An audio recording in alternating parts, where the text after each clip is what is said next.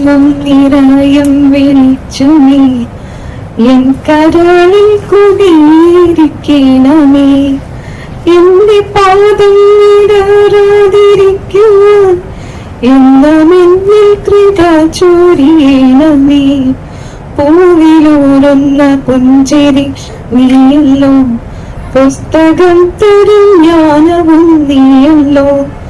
പൊന്നുമാടവും പൂവണി മേടയും തുല്യമായി തരും ശക്തിയും നീയല്ലോ. നല്ല ബുദ്ധിയായി എന്റെ മനസ്സിലും നല്ല വാണിയായി നാവിന്റെ തുമ്പിലും നല്ല ചെയ്തിയായി എന്നോട് കയ്യിലും നന്മയായി നീ നിറഞ്ഞിരിക്കണമേ. എങ്ങുമെങ്ങും നിറയും വെളിച്ചമേ എൻ കരളിൽ കുടിയിരിക്കണമേ.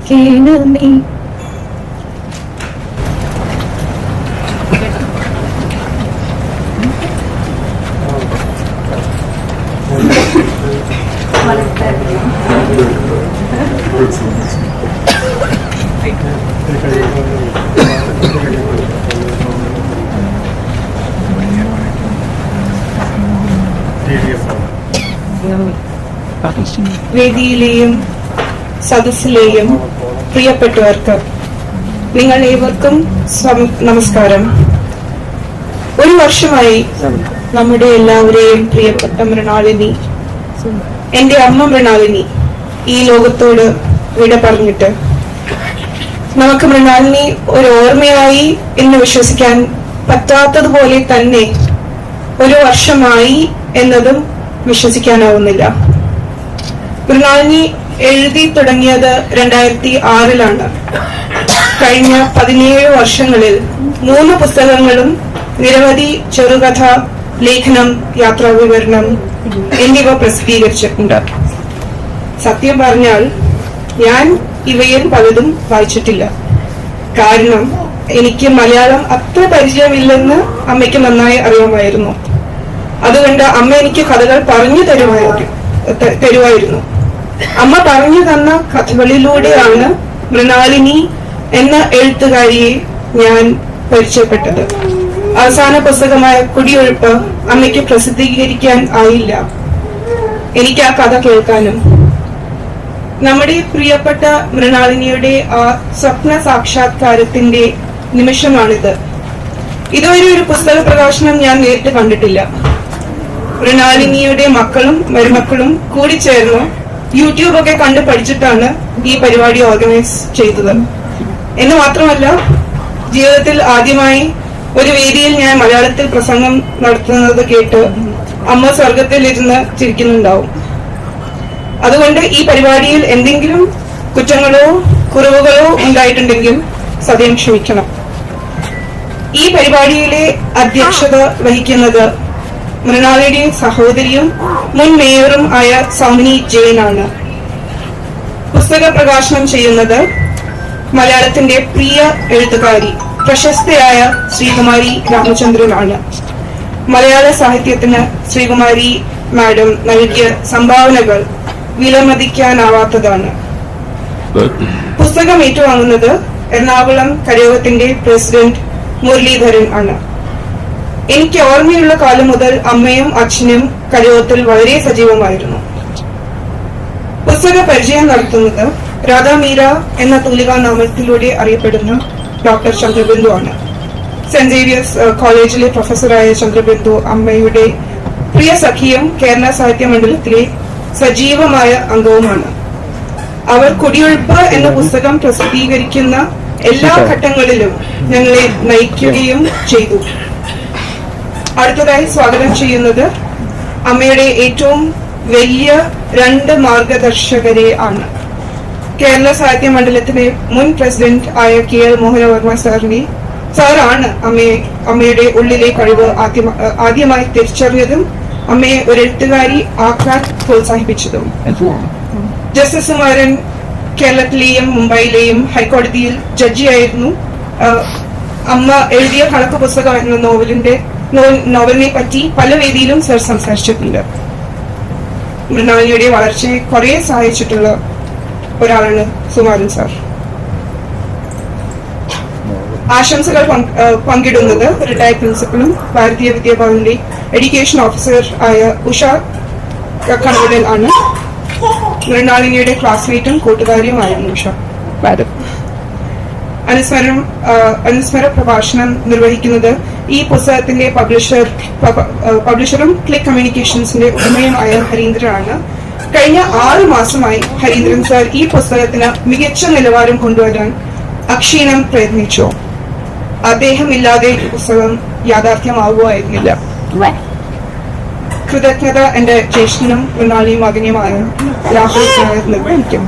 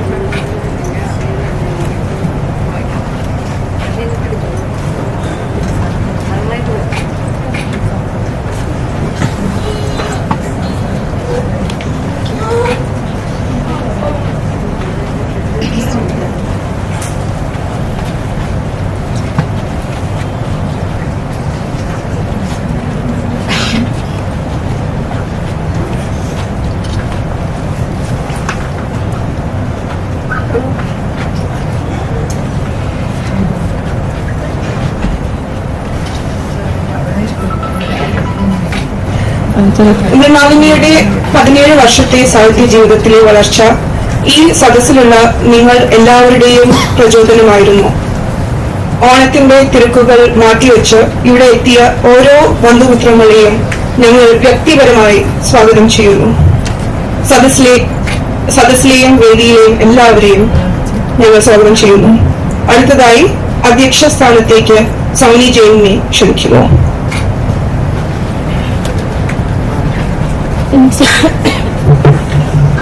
വേദി അലങ്കരിക്കുന്ന പുസ്തക പ്രകാശനത്തിനായിട്ട് എത്തിയിരിക്കുന്ന പ്രശസ്ത സാഹിത്യകാരിയും നർത്തകിയും ഏറെ പ്രശസ്തയും പല മേഖലകളിൽ പ്രശസ്തയുമായിട്ടുള്ള ശ്രീമതി ശ്രീകുമാരി രാമചന്ദ്രൻ, പുസ്തകം ഏറ്റുവാങ്ങുന്ന നമ്മുടെ കരയോഗത്തിന്റെ പ്രസിഡന്റ് ശ്രീ മുരളീധരൻ, ഇന്നിവിടെ വിശിഷ്ട അതിഥികളായിട്ട് എത്തിയിരിക്കുന്ന ഏറ്റവും ആദരണീയനായിട്ടുള്ള retired judge Shri Sukumaran sir, അതുപോലെ തന്നെ നർമ്മത്തിലൂടെയും അതുപോലെ വളരെ രസകരമായിട്ടും സാഹിത്യകൃതികൾ നടത്തുന്ന ശ്രീ KL മോഹനവർമ്മ, ഈ പുസ്തകത്തെ പരിചയപ്പെടുത്തുന്ന ഡോക്ടർ ചന്ദ്രബിന്ദു, രാധാ മീര, വേദിയിൽ ഇരിക്കുന്ന മൃണാളിനിയുടെ ക്ലാസ്മേറ്റ് ശ്രീമതി ഉഷ കണവള്ളി, ഇന്നത്തെ പുസ്തകത്തെ കുറിച്ച് സംസാരിക്കുകയും ആശംസകൾ നേരുകയും ചെയ്യുന്ന ഈ സാഹിത്യ മണ്ഡലത്തിന്റെ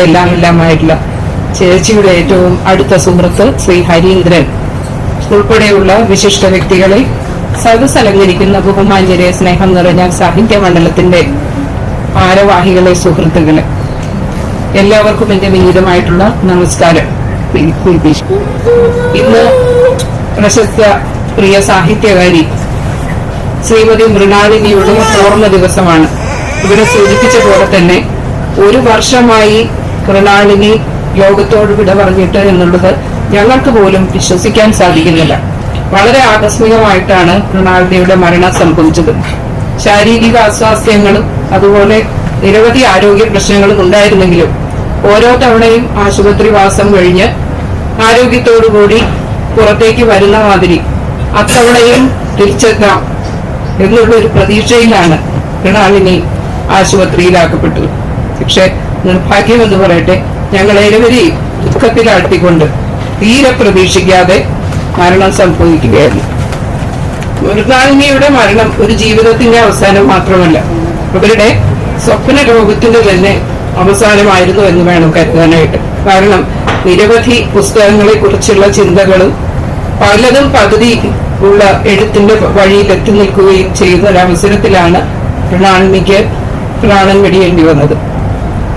മൃണാളിനെ കുറിച്ച് ഓർക്കുമ്പോൾ, എന്റെ പ്രിയ സഹോദരി കൂടിയാണ്, ഓർക്കുമ്പോൾ എന്റെ ചെറുപ്പകാലത്ത് എനിക്ക് ഒരു റോൾ മോഡലായിരുന്നു എന്ന് വേണം പറയാനായിട്ട്.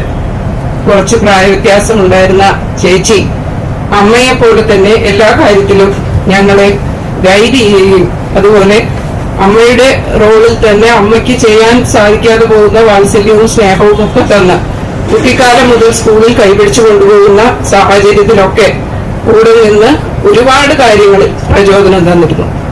ചേച്ചി പഠനകാര്യത്തിൽ അതിസമർത്ഥയായിരുന്നു. ചിത്രം വരയ്ക്കുമായിരുന്നു. സാഹിത്യകൃതികളുടെ തുടക്കം കുറിച്ചിട്ടുണ്ട് കോളേജ് കാലഘട്ടത്തിൽ തന്നെ. ഞാൻ ഓർക്കുന്നു, അന്നൊക്കെ ഇംഗ്ലീഷിലാണ് ചേച്ചി രചനകൾ നടത്തിയിരുന്നത്. കോളേജ് കാലത്ത് ഒരുപക്ഷെ ഉഷ ചേച്ചിക്ക് ഓർമ്മയുണ്ടാവും, ദ മദർ എന്നുള്ള പുസ്തകത്തിന് ആ ഒരു ചെറുകഥയ്ക്ക് 1ാം സമ്മാനമൊക്കെ നേടി അത് കോളേജ് മാഗസീനിൽ അച്ചടിച്ചു വന്നത് ഓർമ്മയുണ്ട്. അന്ന് പ്രൈമറി സ്കൂളിലായിരുന്നു. എനിക്ക് അതൊന്നും വായിച്ചു മനസ്സിലാക്കാനോ ഇംഗ്ലീഷ് കൃത്യമായിട്ട് ഉച്ചാരണം ചെയ്യുവാനോ അറിയില്ലായിരുന്നു. പക്ഷെ പിന്നീട് അത് ഡിസ്കണ്ടിന്യൂ ചെയ്യുകയും ശേഷം 2000-ന് ശേഷം ഉണ്ടായിട്ടുള്ള സമയത്ത് ജീവിത കാലഘട്ടത്തിൽ ഒരു സാഹിത്യവാസനയിലേക്ക് തിരിച്ചു വരികയും അതിൽ ഒരുപാട് നല്ല കൃതികൾ രചിക്കുകയും അതിൽ തകഴി അവാർഡ് വരെ ലഭിക്കാനുള്ള സാഹചര്യവും ഒക്കെ ഉണ്ടായി. ദീർഘമായിട്ട് കടന്നു പോകുന്നില്ല. മൃണാളിനി എന്നുള്ള ആ ഒരു ജീവിത കാലഘട്ടത്തിന്റെ അല്ലെങ്കിൽ ആ ഒരു സാഹിത്യകാരിയുടെ സ്മരണകൾ അല്ലെങ്കിൽ അവരുടെ സ്വപ്നങ്ങളിൽ ഏറ്റവും ഒടുവിലുണ്ടായിരുന്ന അവരുടെ രചനയായിട്ടുള്ള കുടിയൊഴുത്തിന്റെ പ്രകാശനം നിർവഹിക്കാതെ ജീവിതം അവസാനിപ്പിച്ചെങ്കിലും ആ ഒരു ആഗ്രഹം കുട്ടികൾ എല്ലാവരും ചേർന്ന് അത് നടത്താൻ വേണ്ടിയിട്ടുള്ള മുൻകൈ എടുക്കുകയായിരുന്നു.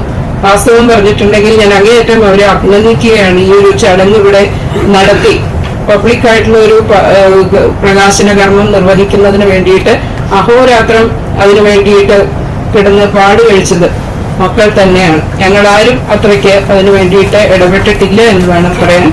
ഓരോ നിമിഷവും അതിന്റെ ഓരോ കാര്യങ്ങളും പെർഫെക്റ്റ് ആക്കണം എന്നുള്ള ഉദ്ദേശത്തിൽ തന്നെ ആദ്യം മുതൽ അവസാനം വരെയുള്ള കാര്യങ്ങൾ, ഇതിന്റെ പാരിതോഷങ്ങളോ ഫലങ്ങളോ അച്ചടിക്കുന്നത് തൊട്ട് ഇതിൽ വിളിക്കേണ്ട ചേച്ചിയുമായിട്ട് ഏറ്റവും അടുപ്പമുള്ള ആളുകളെ ഉൾക്കൊള്ളിച്ചുകൊണ്ടൊരു പരിപാടി ഓർഗനൈസ് ചെയ്യുന്നതിൽ അവർ കാണിച്ച പ്രാഗൽഭ്യം, പ്രത്യേകിച്ച് നാടുമായിട്ട് ബന്ധമില്ല, രണ്ടുപേരും ഔട്ട് ഓഫ് സ്റ്റേറ്റ് ആണ്, ഒരാൾ ഔട്ട് ഓഫ് കൺട്രിയാണ്. അപ്പൊ അതുകൊണ്ട് എന്നിട്ട് പോലും ഈ നാട്ടിലെ കാര്യങ്ങളും ആചാരങ്ങളും ഒക്കെ മനസ്സിലാക്കി അതിന് ഒരു പാകപ്പിഴകളും ഇല്ല. അതിന്റെ ഒരു തുടക്കത്തിൽ തന്നെ ഞാൻ കണ്ട കാര്യങ്ങളിൽ അതിനുള്ള ഒരു വീഴ്ചകളും ഇല്ലാതെ ഇത്രയും ഓർഗനൈസ് ചെയ്തതിന് മക്കളെ ഞാൻ അഭിനന്ദിക്കുകയാണ്. ഒരു പക്ഷെ ചേച്ചിയുടെ അനുഗ്രഹവും ആത്മാവും അവരോടൊപ്പം ഉണ്ടാവും എന്നാണ് ഞാൻ വിശ്വസിക്കുന്നത്.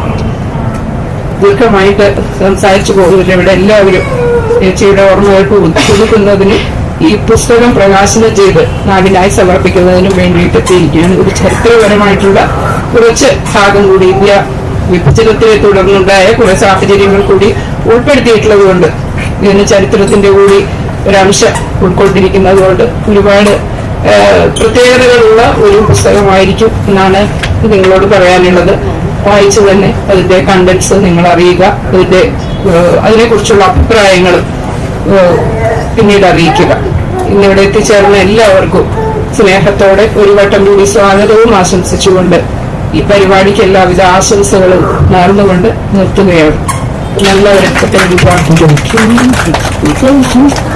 അടുത്തതായിട്ട് പുസ്തക പ്രകാശന കർമ്മമാണ്. അതിനു വേണ്ടിയിട്ട് പ്രിയങ്കരിയായിട്ടുള്ള സാഹിത്യകാരി ശ്രീകുമാരി ചേച്ചി ക്ഷണിക്കുന്നു. ആദ്യം പ്രകാശന കർമ്മം നടത്തിയതിനു ശേഷം ഇത് ഏറ്റുവാങ്ങുന്നതിന് വേണ്ടി കരയോഗം പ്രസിഡന്റ് പ്രിയപ്പെട്ട മുരളി ചേട്ടനെയും ക്ഷണിക്കുന്നു. ക്ഷണിക്കുന്ന ശേഷം സംസാരിക്കുന്നതായിരിക്കും.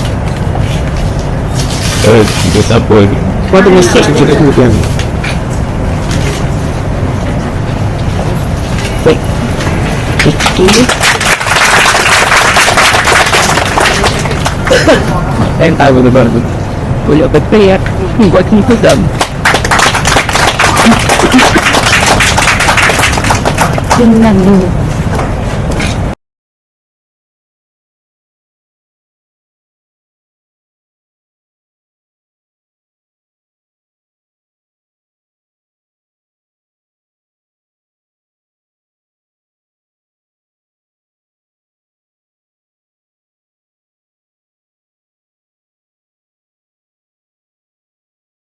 അടുത്തതായി പുസ്തക പ്രകാശനം നടത്തിയ ശ്രീകുമാരി രാമചന്ദ്രൻ.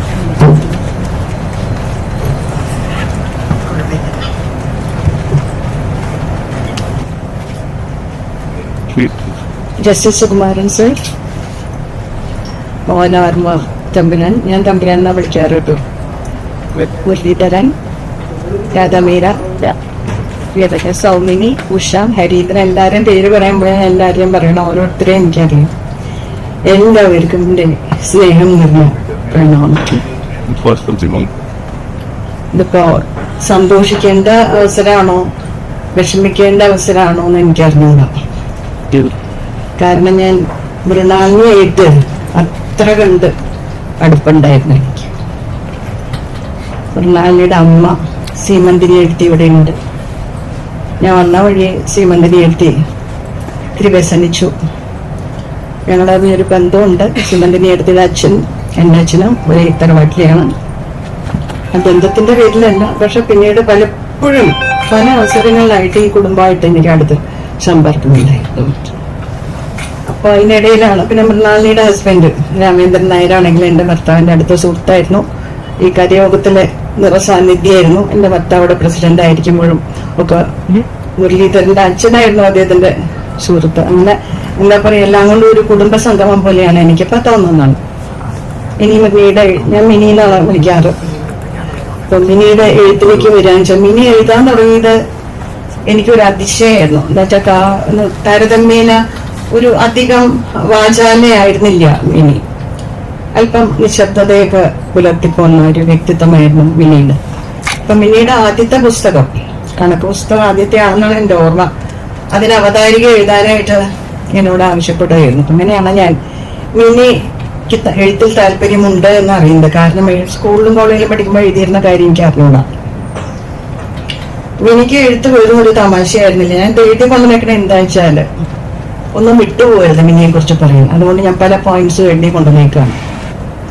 മിനിക്ക് എഴുത്ത് വെറും ഒരു തമാശയായിരുന്നില്ല. അത് നമുക്ക് എല്ലാവർക്കും അറിയാം.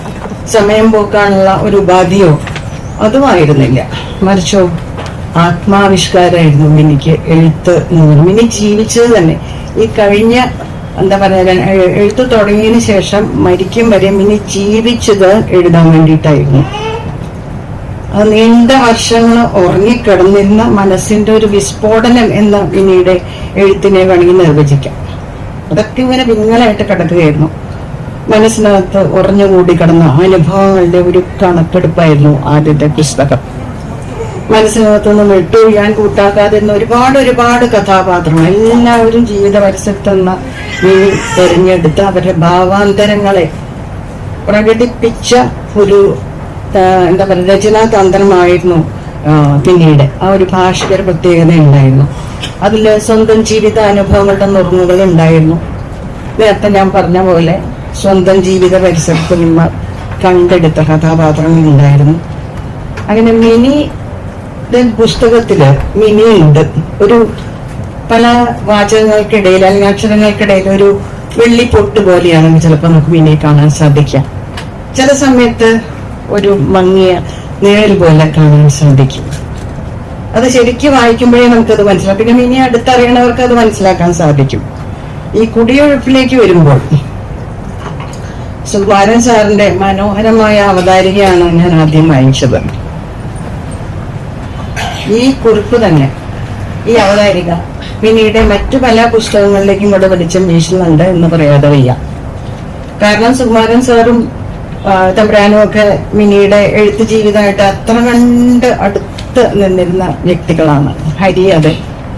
ഹരീന്ദ്രൻ വളരെ അടുത്ത് മിനിയുടെ എഴുത്ത് ജീവിതത്തെ പിന്തുടർന്നിരുന്ന വ്യക്തികളാണ്. ഈ കുടിയൊഴുപ്പ് എന്നുള്ളതിലാണ് വിഭജനകാലം മുതൽ ഇങ്ങോട്ടുള്ള 3 തലമുറകളുടെ ജീവിതത്തിലൂടെയുള്ള ഒരു ദീർഘയാത്ര എന്നാണ് ഈ നോവലിനെ ഞാൻ വിശേഷിപ്പിക്കുന്നത്.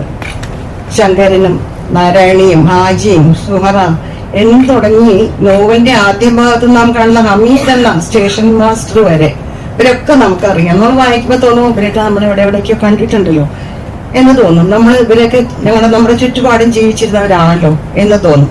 ഈ അവസരത്തില് കണക്ക് പുസ്തകത്തിലെ സൗദാമിനി എന്ന അധ്യാപികയെ പ്രത്യേകം എടുത്തു പറയുന്നു. കണക്ക് പുസ്തകത്തിലെയാണ് കേട്ടോ, ആദ്യത്തെ പുസ്തകത്തിലെയാണ്. അതിശക്തമായിട്ടുള്ള ഒരു നോവല്, അതിശക്തമായിട്ടുള്ള ഒരു കഥാപാത്രമാണ് സൗദാമിനി. മകനെ ജീവിതത്തിലേക്ക് തിരിച്ചു കൊണ്ടുവരുന്ന സൗദാമിനി. സ്റ്റുഡൻസ് ആയിട്ടുള്ള 2 കുട്ടികളുണ്ട് അതില്, സൈമണും പ്രഭാകരനും. കൂടാതെ ഒരു കേണൽ എന്നൊരു കഥാപാത്രം കൂടി അതിലുണ്ട്. അതൊക്കെ എന്താ പറയാ, മനസ്സിൽ നിന്ന് മായാതെ എങ്ങനെ നിൽക്കുകയാണ്. അതുകൊണ്ടാണ് ഞാനത് എഴുതി കൊണ്ടുവന്നത്. നമ്മളത് ഈ കുടിയൊഴുപ്പ് വായിക്കുമ്പോൾ എനിക്ക് ഇവരെയൊക്കെ ഓർമ്മ വന്നു, കണക്ക് പുസ്തകം എന്നുള്ള ഇതിലത്തെ. അപ്പൊ ഇതില് ചരിത്രവും മനുഷ്യ ജീവിതവും ഒക്കെ ഇഴചേർന്ന് കിടക്കുകയാണ്. ഇതിന് മലയാള നോവലിലെ മുൻ ശ്രേണിയിൽ എത്താനുള്ള സകല യോഗ്യതയുണ്ട് എന്ന് തന്നെ ഞാൻ പറയാണ്. അതേപോലെ സാധാരണ ഒരു ലളിതമായിട്ടുള്ള ഭാഷയിലാണ് മൃണാലിനിയുടെ എഴുത്ത്. പക്ഷെ അത് ഗൗരവമുണ്ട് അതില്. ലളിതമായ ഭാഷയാണ്. ഞാൻ കൈകാര്യം ചെയ്യുന്ന വിഷയം വളരെ ഗൗരവമാണ്. അതിപ്പോ കണക്ക് പുസ്തകമായാലും കുടിയൊഴുപ്പായാലും ശരി. ഭാവാന്തരം ഞാൻ അത്ര ഓർക്കണില്ല, ഭാവാന്തരങ്ങളെ കുറിച്ചിട്ട്. അപ്പൊ ഭംഗിയുള്ള ചില വാചകങ്ങൾ അവിടെ കണ്ടത് ഞാൻ ഒന്നും മാർക്ക് ചെയ്തിട്ടുണ്ട്. അതിലൊരു വാചകം, വിധിയുടെ പാവക്കൂത്തിലെ നിഴൽനാടകം പോലെ അവരുടെ എല്ലാം ജീവിതം മാറ്റിമറിച്ചുകൊണ്ട് ആ ഓർഡർ വന്നു എന്നൊരു വാചകം. അതെനിക്ക് വളരെയധികം ഇംപ്രസീവായിട്ട് തോന്നി. പിന്നെ എനിക്ക് ഇംപ്രസീവായിട്ടുള്ള തോന്നിയത് ഒരു വാചകം, ഇംപ്രസീവ് മാത്രമൊന്ന് ആലോചിച്ചു, ആ ഭാവന എങ്ങനെയാ പോയതെന്ന്. റെയിൽപാത, അതായത് ശങ്കരന് 8 വയസ്സുള്ളപ്പോഴാണ് കേരളത്തില് റെയിൽപാത വരുന്നത്. കേരളത്തില്, ഇന്ത്യയിൽ അതിനു മുമ്പ് വന്നിരുന്നു തോന്നുന്നു. 1857 ഇന്ത്യയിൽ വന്നതെന്ന് എന്റെ ഓർമ്മ. ഡൽഹൌസി പ്രഭു ആണോ? ശരിയാണെന്ന് തോന്നുന്നു. ഡൽഹൌസി പ്രഭുവാണ് ഇന്ത്യയിൽ ആദ്യമായിട്ട് റെയിൽവേ ഇൻട്രൊഡ്യൂസ് ചെയ്തത്. അത് കഴിഞ്ഞ് കേരളത്തില് വന്നപ്പോൾ ആ റെയിൽപാത ഭാരതത്തിന്റെ ഭൂശരീരത്തിലെ ഞരമ്പുകളായി കെട്ടുപിണഞ്ഞു കിടന്നു. അതൊരു അസാമാന്യമായിട്ടുള്ള ഒരു ഭാവനയായിട്ട് എനിക്ക് തോന്നി. ഇങ്ങനെ ഓരോന്നും നമ്മള് ഇഴപിരിച്ച് പരിശോധിച്ചു കഴിഞ്ഞാല് അങ്ങനെ വായിച്ച് വിസ്മരിക്കാവുന്ന എല്ലാ മൃണാളിനിയുടെ രചനകൾ എന്ന് മനസ്സിലാവും. വിശേഷിച്ച് ഈ 2 കണക്ക് പുസ്തകവും കുടിയൊഴുപ്പും. ഇനിയെ നമുക്കതിൽ കാണാൻ സാധിക്കും.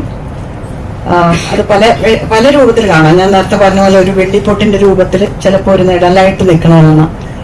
അതേമാതിരി അസാമാന്യമായിട്ടുള്ള മനോധൈര്യം ഉണ്ടായിരുന്നു മിനിക്ക്. ഇത്തിരി അസുഖമൊക്കെ വന്ന സമയത്തും ഒരു സഹായി ഉണ്ടായിരുന്നു, ഒരു ഹോം നേഴ്സാണെന്ന് എന്റെ ഓർമ്മ. ആ കുട്ടിയും കൂട്ടി സാഹിത്യപരമായിട്ടുള്ള എല്ലാ പരിപാടിക്കും, പ്രത്യേകിച്ച് പുസ്തകോത്സവ വേദിയിലും മിനി എത്തി. അങ്ങനെ മിനിക്ക് സാഹിത്യം എന്ന് പറഞ്ഞാൽ ജീവിതമായിരുന്നു. മിനി ജീവിച്ചത് തന്നെ എഴുതാൻ വേണ്ടിയിട്ടാണ്. ഒരുപാട് ബാക്കി വെച്ചിട്ട് കഴിഞ്ഞ കൊല്ലം മിനി കടന്നു പോയപ്പോൾ അതൊരു വല്ലാത്ത ഷോക്കായി പോയി. എനിക്ക് മുമ്പ് അദ്ദേഹം പോയി, രാമേന്ദ്രൻ നായർ പോയി. ആ ദുഃഖത്തിലും മിനി എഴുതിക്കൊണ്ടിരുന്നു. കഴിഞ്ഞ വർഷം നമ്മളെല്ലാം വിഷമിപ്പിച്ചോ, നമ്മളെല്ലാവരെയും സങ്കടത്തിലായിട്ടിക്കൊണ്ട് കടന്നുപോയ മിനിയെ ഈ നിമിഷത്തിൽ ഞാൻ സ്മരിക്കുകയാണ്. മിനിയുടെ കുട്ടികൾ ഇങ്ങനൊരു പ്രോഗ്രാം, അമ്മ പോയാലും അമ്മയുടെ എഴുത്ത് നിലനിൽക്കണം. അതങ്ങനെയാണല്ലോ, ഒരാളുടെ അടയാളപ്പെടുത്തൽ എന്ന് പറഞ്ഞാൽ ഒന്നുമില്ല സാഹിത്യം, അല്ലെങ്കിൽ കല, ഇതൊക്കെയാണ് സാമൂഹ്യ പ്രവർത്തനം, ഇതൊക്കെയാണ്. അപ്പൊ അമ്മയുടെ എഴുത്ത് വെച്ചിട്ട് അമ്മയെ സമൂഹത്തിൽ അടയാളപ്പെടുത്തണം എന്നുള്ള ആ ചിന്തയോടുകൂടി രാഹുലും രോഹിണിയും, രാഹുലിന്റെ ഭാര്യയും രോഹിണിയുടെ ഹസ്ബൻഡും കുട്ടികളും എല്ലാവരും കൂടി ചേർന്നിട്ട് ഈ ഒരു എന്താ പറയാ ഒരു ചടങ്ങ്, ഈ പുസ്തക പ്രകാശനം എന്ന ചടങ്ങ് ഇവിടെ ആവിഷ്കരിച്ചപ്പോൾ മിനിയായിട്ട് അടുപ്പമുള്ള എല്ലാവരും ഇവിടെ ഉണ്ട്. എല്ലാവരും ഞാൻ നോക്കുമ്പോൾ ഓരോരുത്തരും മിനിയായിട്ട് വളരെ ചേർന്ന് നിന്നിരുന്നവരായിരുന്നു.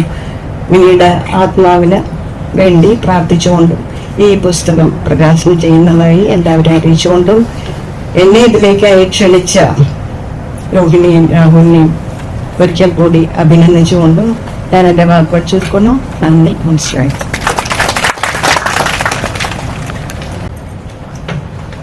വേദിയിലും സദസ്സിലും ഇരിക്കുന്ന വിശിഷ്ട വ്യക്തികൾക്ക് വിനീതമായ നമസ്കാരം.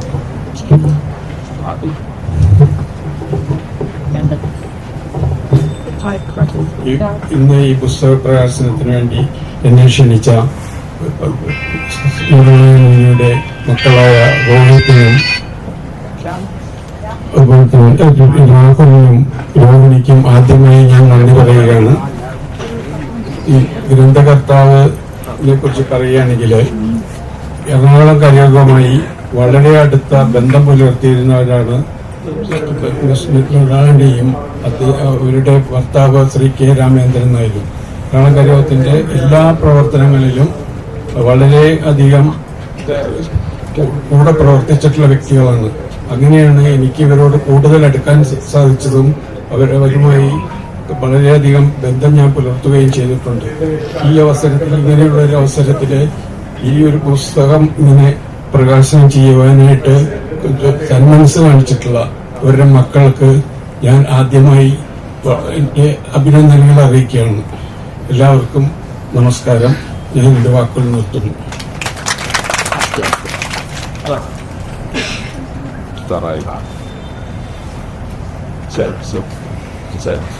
അടുത്തതായി ഡോക്ടർ സംഘത്തിൽ ഒരു സെഷൻ ഉണ്ടാവാൻ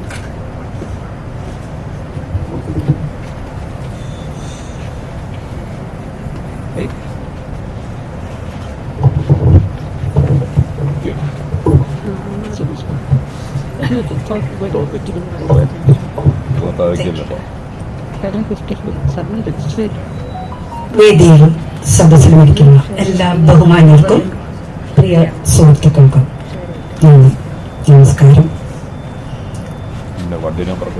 നന്ദി പറഞ്ഞ എന്തിനാണെന്ന് ചോദിച്ചാൽ, സാധാരണ ഞാൻ സ്നേഹവന്ദനമാണ് പറയുന്നത്. ഒത്തിരി പേര് മിനിച്ചേച്ചിയോട് അടുപ്പമുള്ള ഒത്തിരി പേര് ഇവിടെ ഉണ്ട്. ക്ഷണം സ്വീകരിച്ച് വന്നവരല്ല. കുറെ പേരൊക്കെ അറിഞ്ഞു തന്നെ വന്നതാണ്. എൻ്റെ സഖികളടക്കമുള്ള ഒത്തിരി പേര് ഇവിടെ ഉണ്ട്. മിനിച്ചേച്ചിയുടെ ഓർമ്മയ്ക്ക് ഈ ഒരു നിമിഷത്തിന് വന്ദനം. പുസ്തകം കുടിയൊഴുപ്പ് എന്ന് പറയുന്ന പുസ്തകം ഒരുവിധമുള്ള എത്ര പുസ്തകങ്ങളുണ്ടോ, എത്ര കൃതികളുണ്ടോ, അതെല്ലാം വായിച്ച ഒരാളാണ് ഞാൻ. അത് വായിക്കാൻ കാരണമുണ്ട്. ഇതിനു മുമ്പ് ഒരു പ്രോഗ്രാം, ട്രിബ്യൂട്ട് മാത്രമല്ല, അതിനു മുമ്പും മിനിച്ചേച്ചിയുടെ കൃതികളെ കുറിച്ച് റേഡിയോ രംഗിലൂടെ പ്രക്ഷേപണം ലൈവായിട്ട് ചെയ്ത ഒരാളാണ് ഞാൻ. അങ്ങനെ നോക്കുമ്പോൾ എനിക്ക് മിനിച്ചേച്ചിയുടെ, നമ്മുടെ മാണി ചേച്ചിയുടെ ഏറ്റവും മാസ്റ്റർ പീസ് എന്ന് വിശേഷിപ്പിക്കാവുന്ന ഒരു നോവലാണ്. അങ്ങനെയാണ് എനിക്ക് തോന്നിയത് വായനയിൽ. പിന്നെ ഇതിന്റെ എഴുത്തിന്റെ ആദ്യഘട്ടം മുതൽ ഒടുവിൽ അത് പൂർത്തിയാകുന്നത് വരെയും പല കാര്യങ്ങളും എന്നോട് ഇതേക്കുറിച്ച് പറയുമായിരുന്നു. ഞാൻ അപ്പോഴൊക്കെ കരുതിയ ഒരു തെറ്റിദ്ധരിച്ചൊരു വസ്തുതയുണ്ട്. കൊച്ചിയുടെ അല്ലെങ്കിൽ മുസ്ലിസിന്റെ ഒരു ചരിത്രമായിരിക്കും ഇതെന്ന്. പക്ഷേ പുസ്തകം വായിച്ചപ്പോൾ ഇന്നലെ രാത്രി 12 മണിക്ക് കോളേജിലെ പ്രോഗ്രാമൊക്കെ കഴിഞ്ഞ് വന്നിട്ടാണ് ഞാൻ വായിക്കുന്നത്. രാവിലെ 4 മണിക്ക് എഴുന്നേൽക്കുകയും ചെയ്തു. അപ്പൊ ആ ഒരു ചെറിയ ഗ്യാപ്പിലാണ് എന്റെ ബ്രെയിനിലേക്ക് അത് കയറിയിരിക്കുന്നത്. മുസ്ലിസിന്റെ ചരിത്രമൊന്നും ഞാൻ കണ്ടില്ല. പക്ഷേ ഇത് ഇന്ത്യയുടെ ചരിത്രമാണ്. ഞാൻ വിചാരിച്ചത് കൊച്ചിയുടെ ചരിത്രമായിരിക്കും. എന്താ, കൊച്ചിയുടെ ചരിത്രം പോയി, കേരളത്തിന്റെ ചരിത്രം പോയി, ഇന്ത്യയുടെ കൂടെ ചരിത്രമാണ് ഈ ബുക്കില് എഴുതി ഫലിപ്പിച്ചിട്ടുള്ളത്. അതിൽ വിജയിച്ചിട്ടുണ്ട്. നമ്മുടെ ഇന്ത്യ പാക് വിഭജന കാലഘട്ടമാണ് ഇതിലെ ഏറ്റവും ശക്തമായി മുളച്ചു നിൽക്കുന്ന പ്രമേയം. അങ്ങനെ നോക്കുമ്പോൾ നമുക്കൊരു യാത്ര ഇതിലൂടെ സാധ്യമാണ്. ഒരു ദീർഘമായ യാത്ര, പിറകിലേക്കും മുന്നിലേക്കും അത്യാവശ്യം ടെസ്റ്റ് കലർത്തിയിട്ട് ചിലപ്പോൾ നമ്മൾ പ്രസന്റിൽ ജീവിക്കും, വീണ്ടും പാസ്റ്റിലേക്ക് പോകും, വീണ്ടും ഫ്യൂച്ചറിലേക്ക് പോകും. അങ്ങനെ കലർത്തി എഴുതിയിരിക്കുന്ന ഒരു രീതിയാണ് ഈ പുസ്തകത്തിൽ മിനിച്ചേച്ചി ചെയ്തു വെച്ചിട്ടുള്ളത്. ഞാൻ ഇടയ്ക്ക് ചിന്തിച്ചത് എന്തിനാ അങ്ങനെ ചെയ്യുന്നത്, അതെന്താ അങ്ങനെ പോകുന്നത്. പക്ഷെ എനിക്ക് തന്നെ മനസ്സിലായത് മിനിച്ചേച്ചിയുടെ ഒരു ശൈലിയാണ് എഴുത്തിന്.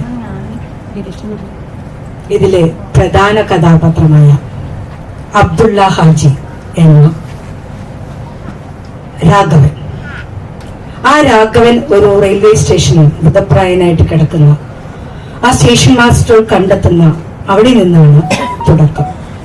ഇന്ത്യ പാക്കിന്റെ ഏറ്റവും മോശ സമയം കൊടുമ്പിരിക്കൊണ്ടിരിക്കുന്ന സമയം.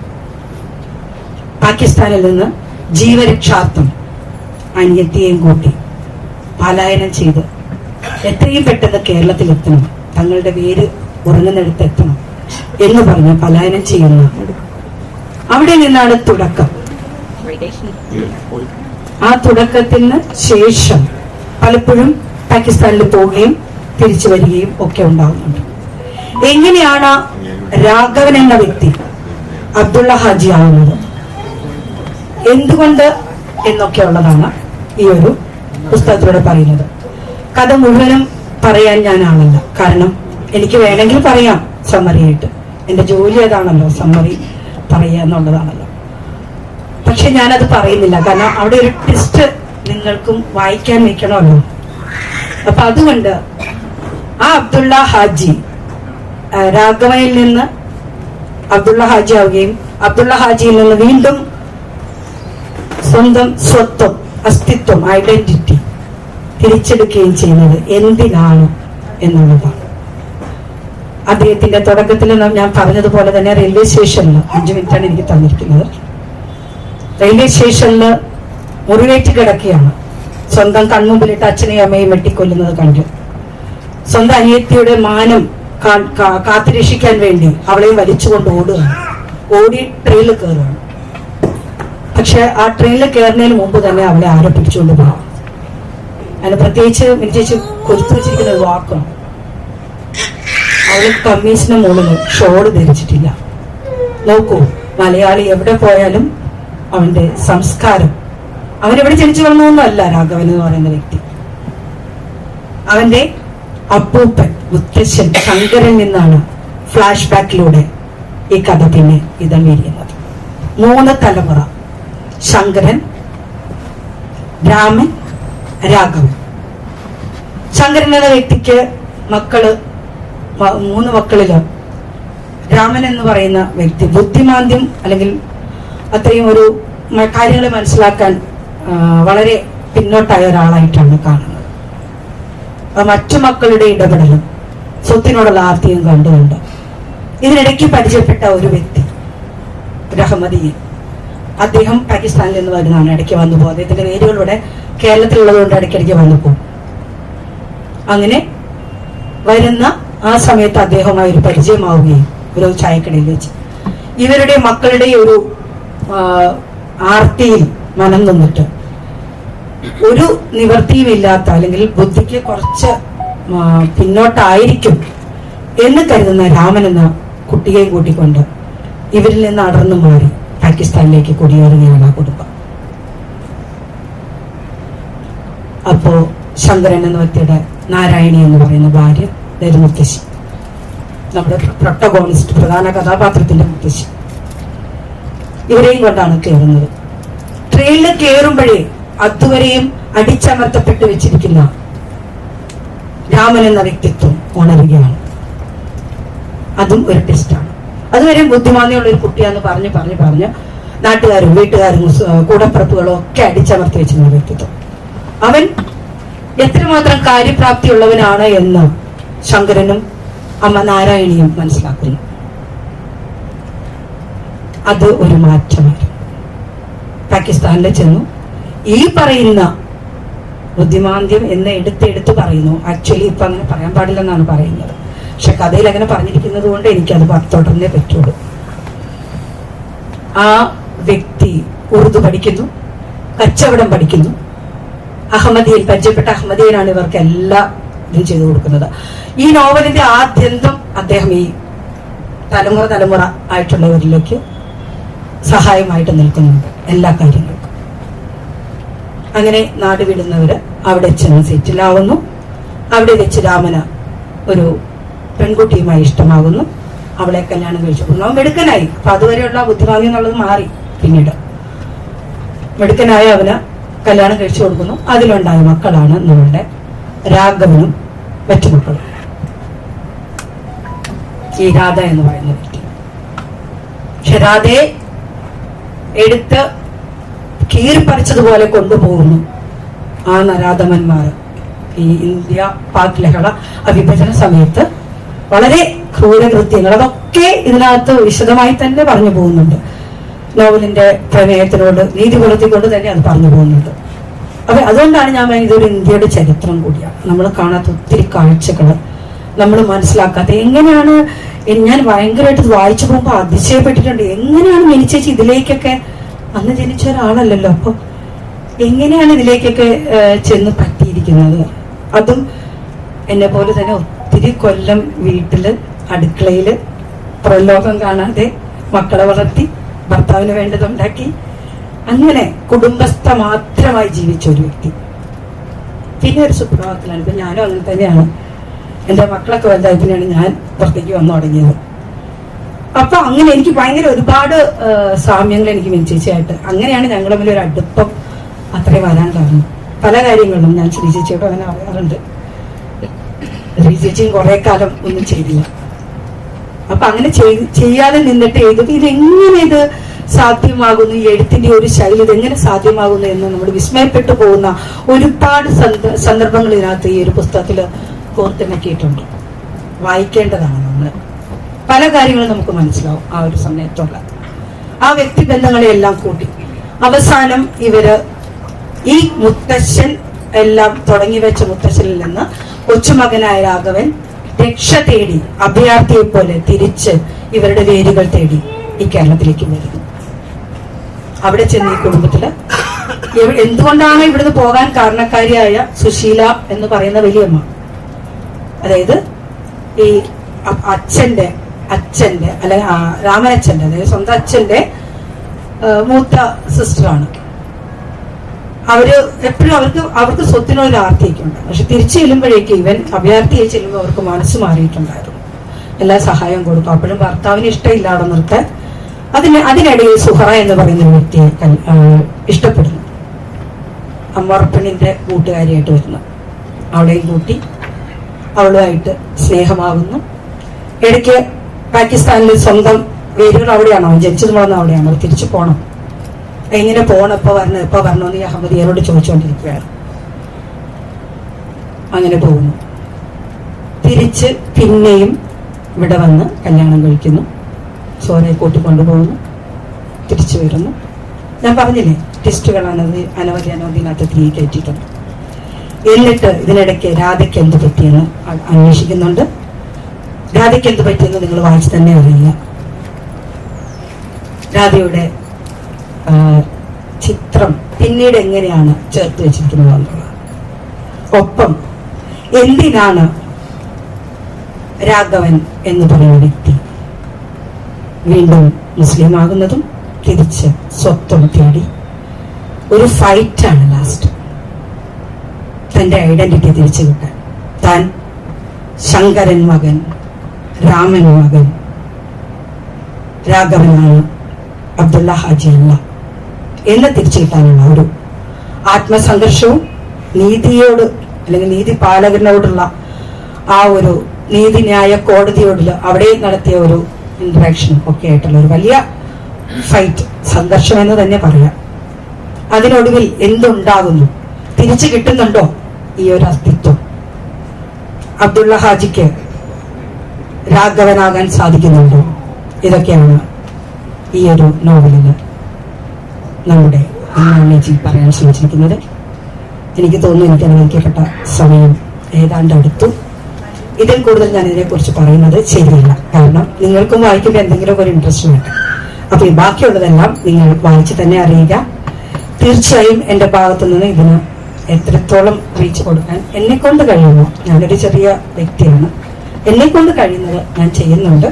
ഇന്ന് വൈകുന്നേരവും അതിൻ്റെ ഒരു പ്രക്ഷേപണമുണ്ട്. ഈ ഒരു പ്രോഗ്രാമിന് ഈ പുസ്തകത്തെ കുറിച്ചൊക്കെ ഒരു ട്രിബ്യൂട്ട് പോലെ, കഴിഞ്ഞ കൊല്ലം ഡത്തിന് നടത്തിയ അതേ ട്രിബ്യൂട്ട് പോലെ ഈ കൊല്ലവും ഈ ദിവസം ഞാൻ ചെയ്യുന്നുണ്ട്. എല്ലാവർക്കും അതിൻ്റെ ലിങ്കൊക്കെ തരാൻ ഞാൻ ശ്രമിക്കാം. എല്ലാവരും കാണുക. ബാക്കി അവിടെ പറയുന്നതാണ്. ഒപ്പം ഈ പുസ്തകം നിങ്ങളെല്ലാവരും കൂടി ചേർന്ന് വിജയിപ്പിക്കണമെന്ന് ഒരു വളരെ താഴ്മയായിട്ട് അപേക്ഷിച്ചുകൊണ്ട് നന്ദി, നമസ്കാരം. അടുത്തതായി നമ്മൾ ഒരു ചെറിയ ആദരവ് നടത്തുന്നുണ്ട്. അമ്മയുടെ ഏറ്റവും ഇൻസ്പയറിംഗ് ആയിട്ടുള്ള 2 മെന്റേഴ്സാണ് നമ്മുടെ മുന്നിൽ ഇരിക്കുന്നത്. KL മോനോർമ സർ, മോനോർമ അങ്കിൾ എന്ന് ഞാൻ വിളിക്കുന്നത്, ജസ്റ്റിസ് സുകുമാരൻ സർ. സോ ആദ്യമായി നമ്മൾ അമ്മ ഭാവാന്തരങ്ങൾ എഴുതിയത് 2010 അപ്പോൾ ഏറ്റവും കൂടുതൽ അമ്മയ്ക്ക് ആ സമയത്ത് ഫീഡ്ബാക്സും ഇൻസ്പിറേഷനും ഏറ്റവും കൂടുതൽ തന്നത് മോഹനോർമ അങ്കിളായിരുന്നു. അത് അമ്മ ഒരുപാട് പറഞ്ഞിട്ടുണ്ട്, നമ്മളല്ലാതെ റിലേറ്റഡും ആണ്. അപ്പോൾ ഫസ്റ്റ് ഞാൻ വന്നപ്പം, ഞാൻ വീട്ടിൽ കല്യാണം കഴിഞ്ഞ് വന്നപ്പോൾ അമ്മ ആദ്യം ഈ ഭാവാന്തരങ്ങൾ ബുക്ക് വായിക്കാൻ നോക്കും. മോനോർമ്മകളുടെ മുഖവര ഉണ്ടായിരുന്നു ബുക്കിന്റെ ഉള്ളിൽ. സോ അതുകൂടാതെ പല അവസരങ്ങളിലും തേഴ്സ്ഡേ ക്ലബിലും അല്ലെങ്കിൽ സാഹിത്യ കലാമണ്ഡലത്തിലെ അമ്മയുടെ നെറ്റ്വർക്കിങ്ങിന്റെ കൂടുതൽ ആൾക്കാരുമായിട്ടുള്ള കണക്ഷൻ സാർ കാരണമാണ് മെയിൻലി ഉണ്ടായത്. അതുകൂടാതെ എഴുത്ത് എല്ലാവരും ഇവിടെ പറഞ്ഞ പോലെ അമ്മയ്ക്ക് എഴുത്തൊരു പാഷനായിരുന്നു. അമ്മ എപ്പോഴും എഴുതാൻ മാത്രമേ ആഗ്രഹിച്ചിരുന്നുള്ളൂ. അമ്മയ്ക്ക് ഒരുപാട് കഥകളും കേൾക്കാൻ ഇഷ്ടമായിരുന്നു, കഥകൾ പറഞ്ഞു തരാനും ഇഷ്ടമായിരുന്നു. അതിനെല്ലാത്തിനും അമ്മയ്ക്ക് പ്രചോദനം നൽകിയ വർമ്മ സാറിനെ നമ്മൾ ആദരിക്കുന്നു.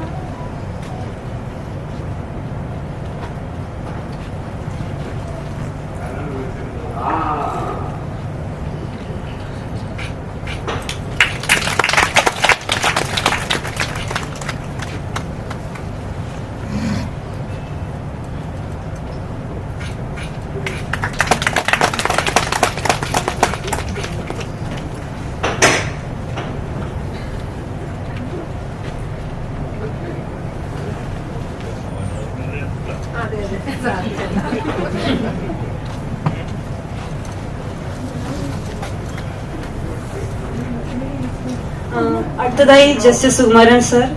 സാറിനെ കുറിച്ച് നമ്മൾ ആദ്യമായിട്ട് കേൾക്കുന്ന നമ്മ കണക്ക് പുസ്തകം പബ്ലിഷ് ചെയ്തപ്പോഴാണ്. അതിന്റെ നിരൂപണത്തിനും അതുകൂടാതെ അതിന്റെ പോപ്പുലാരിറ്റിക്കും സാർ ഒരുപാട് സഹായിച്ചിരുന്നു.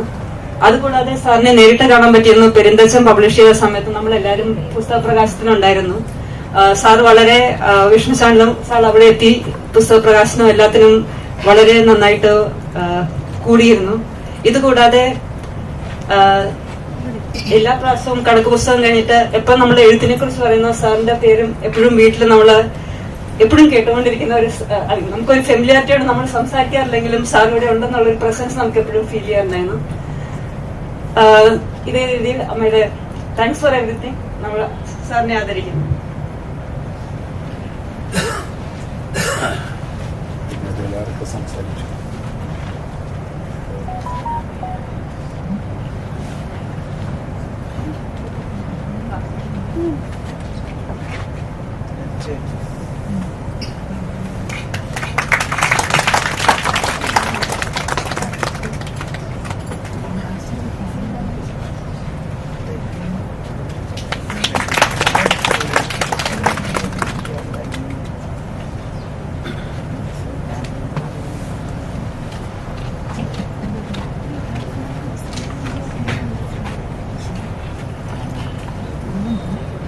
അടുത്തതായി നമ്മൾ അമ്മയുടെ അനുസ്മരണത്തിനായി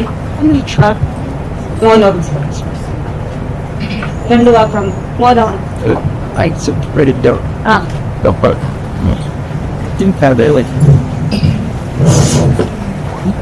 പ്രിയപ്പെട്ടവരെ, എനിക്കിന്ന് 10 ദിനമാണ്. ഞാന് ദൈവത്തിലും പ്രേതത്തിലും ഒക്കെ വിശ്വസിക്കുന്നുണ്ട്.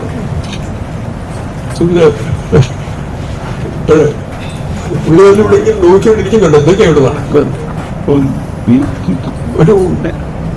എന്റെ ജീവിതത്തില് ഞാൻ ഒരുപാട് പേരെ ക്രിയേറ്റീവ് ലിറ്ററേച്ചറിന്റെ ഭാഗമാക്കിയിട്ട് അവർക്ക് ഹെൽപ്പ് ചെയ്തിട്ടുണ്ട്. വളരെ പേരെ ഒരു 10-20 പേര് ഒരുപാട് പ്രശസ്തരായിട്ടുണ്ട്. പലർക്കും അവാർഡുകൾ കിട്ടിയിട്ടുണ്ട്. അതൊക്കെ ഒരു വാശിയാണ്. കടക്കാൻ മുമ്പ് ഒരു ദിവസം രാമൻ ഇവിടെ പിടിമോളുടെ എനിക്ക് പരിചയമുണ്ട്. ഇവിടെ ഇപ്പോഴും കാണുന്നു. അവിടെ എൻ്റെ അടുത്ത് പറഞ്ഞു, എൻ്റെ വൈഫ് സാർ ഒന്ന് നോക്കാൻ പറ്റുമോ? പറഞ്ഞ കൈകൊണ്ട് എഴുതി അതോ DTP വല്ലോ DTP അടിച്ചിട്ടുണ്ട്. പക്ഷെ ഞങ്ങൾ DTP അടിച്ചു കൊണ്ടുപോയിട്ട് എന്നിട്ട് വശത്ത് ഫ്രീ ആയിട്ടില്ല പറഞ്ഞു. 4 ദിവസത്തിനും DTP ആയിട്ട് വളരെ ആദരിക്കുന്നു. എന്റെടുത്തേക്കോ ഞാൻ സത്യം ചെയ്യുന്നില്ല. പക്ഷെ ഒരിക്കലും പക്ഷെ അവരെന്നെ ശ്രദ്ധിക്കുമ്പോൾ എനിക്ക് സംശയം തോന്നിയിരുന്നു. ഒക്കെ നോക്കിയിട്ടാണ് പോകേണ്ടത്. കാണിച്ച പേരെ അവിടെ എന്റെ അടുത്ത് എന്നിട്ട് എന്നെ ഇങ്ങനെ നോക്കി തുടങ്ങി. ഇത് നോക്കി വായിക്കാം. ഞാൻ പറഞ്ഞൊരു കാര്യം, 4 ദിവസത്തിനകം വരും. അത് കഴിയുമ്പോഴത്തേക്ക് ഞാൻ വായിക്കാൻ കഴിഞ്ഞിട്ടുണ്ട്. ഈ എന്തെങ്കിലും പറയാനുണ്ട്.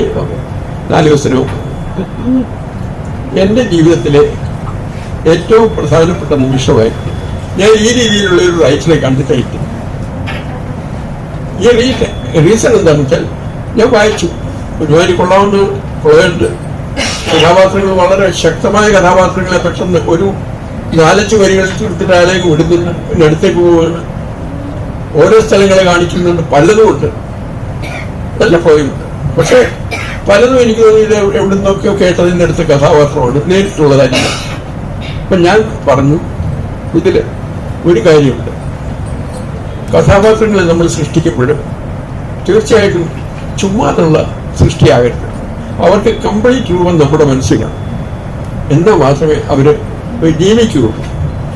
അവരെന്നെ ഇങ്ങനെ സ്പെഷ്യലായിട്ട് എന്നാലും കുറച്ച് നേരം എന്നെ ചോദിച്ചു. എനിക്ക് ഇഷ്ടം തോന്നി, എനിക്ക് തോന്നി അവർക്ക് ഒട്ടും ഇഷ്ടപ്പെട്ടില്ല. ഞാൻ പറയും കുഴപ്പമെന്താണെന്നറിയോ, നമ്മൾ എഴുതി കഴിഞ്ഞ് നമ്മൾ വളരെ പ്രശസ്തരാകുമ്പോൾ നമ്മൾ ആദ്യം നോക്കുന്നത് നമ്മുടെ നന്മയല്ല, തിന്മയാണ്.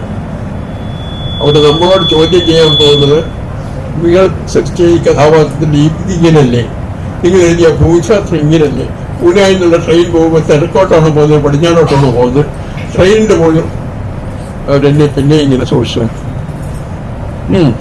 ഞാൻ പറഞ്ഞൊരു കാര്യം ചെയ്യും, ഞാനിത് കറക്റ്റ് ചെയ്ത്. അവര് ഒന്നും ചെയ്തില്ല. ഇത് മാത്രമല്ല, ഈ പറഞ്ഞ ഭൂമിശാസ്ത്രപരമായത് പോലും ഞാൻ പറഞ്ഞു അത് മാറ്റാതിരിക്കാൻ പറ്റില്ല. മറ്റേ എന്തുകൊണ്ട് ചെയ്തു, അന്ന് പോലെ ഞാനൊരു ചലഞ്ചായിരുന്നു to make a real writer. എനിക്ക് എൻ്റെ ജീവിതത്തിൽ ഏറ്റവും അധികം വിഷമം പിടിച്ച, പക്ഷെ അതേസമയം അവരുടെ കഴിവെന്ന് പറഞ്ഞാൽ നമുക്കാർക്കും ചിന്തിക്കുന്ന രീതിയിലായിരുന്നില്ല അവരുടെ മൈൻഡ് പോയിക്കൊണ്ടിരുന്നത്. അതാണ് ഏറ്റവും പ്രധാനം.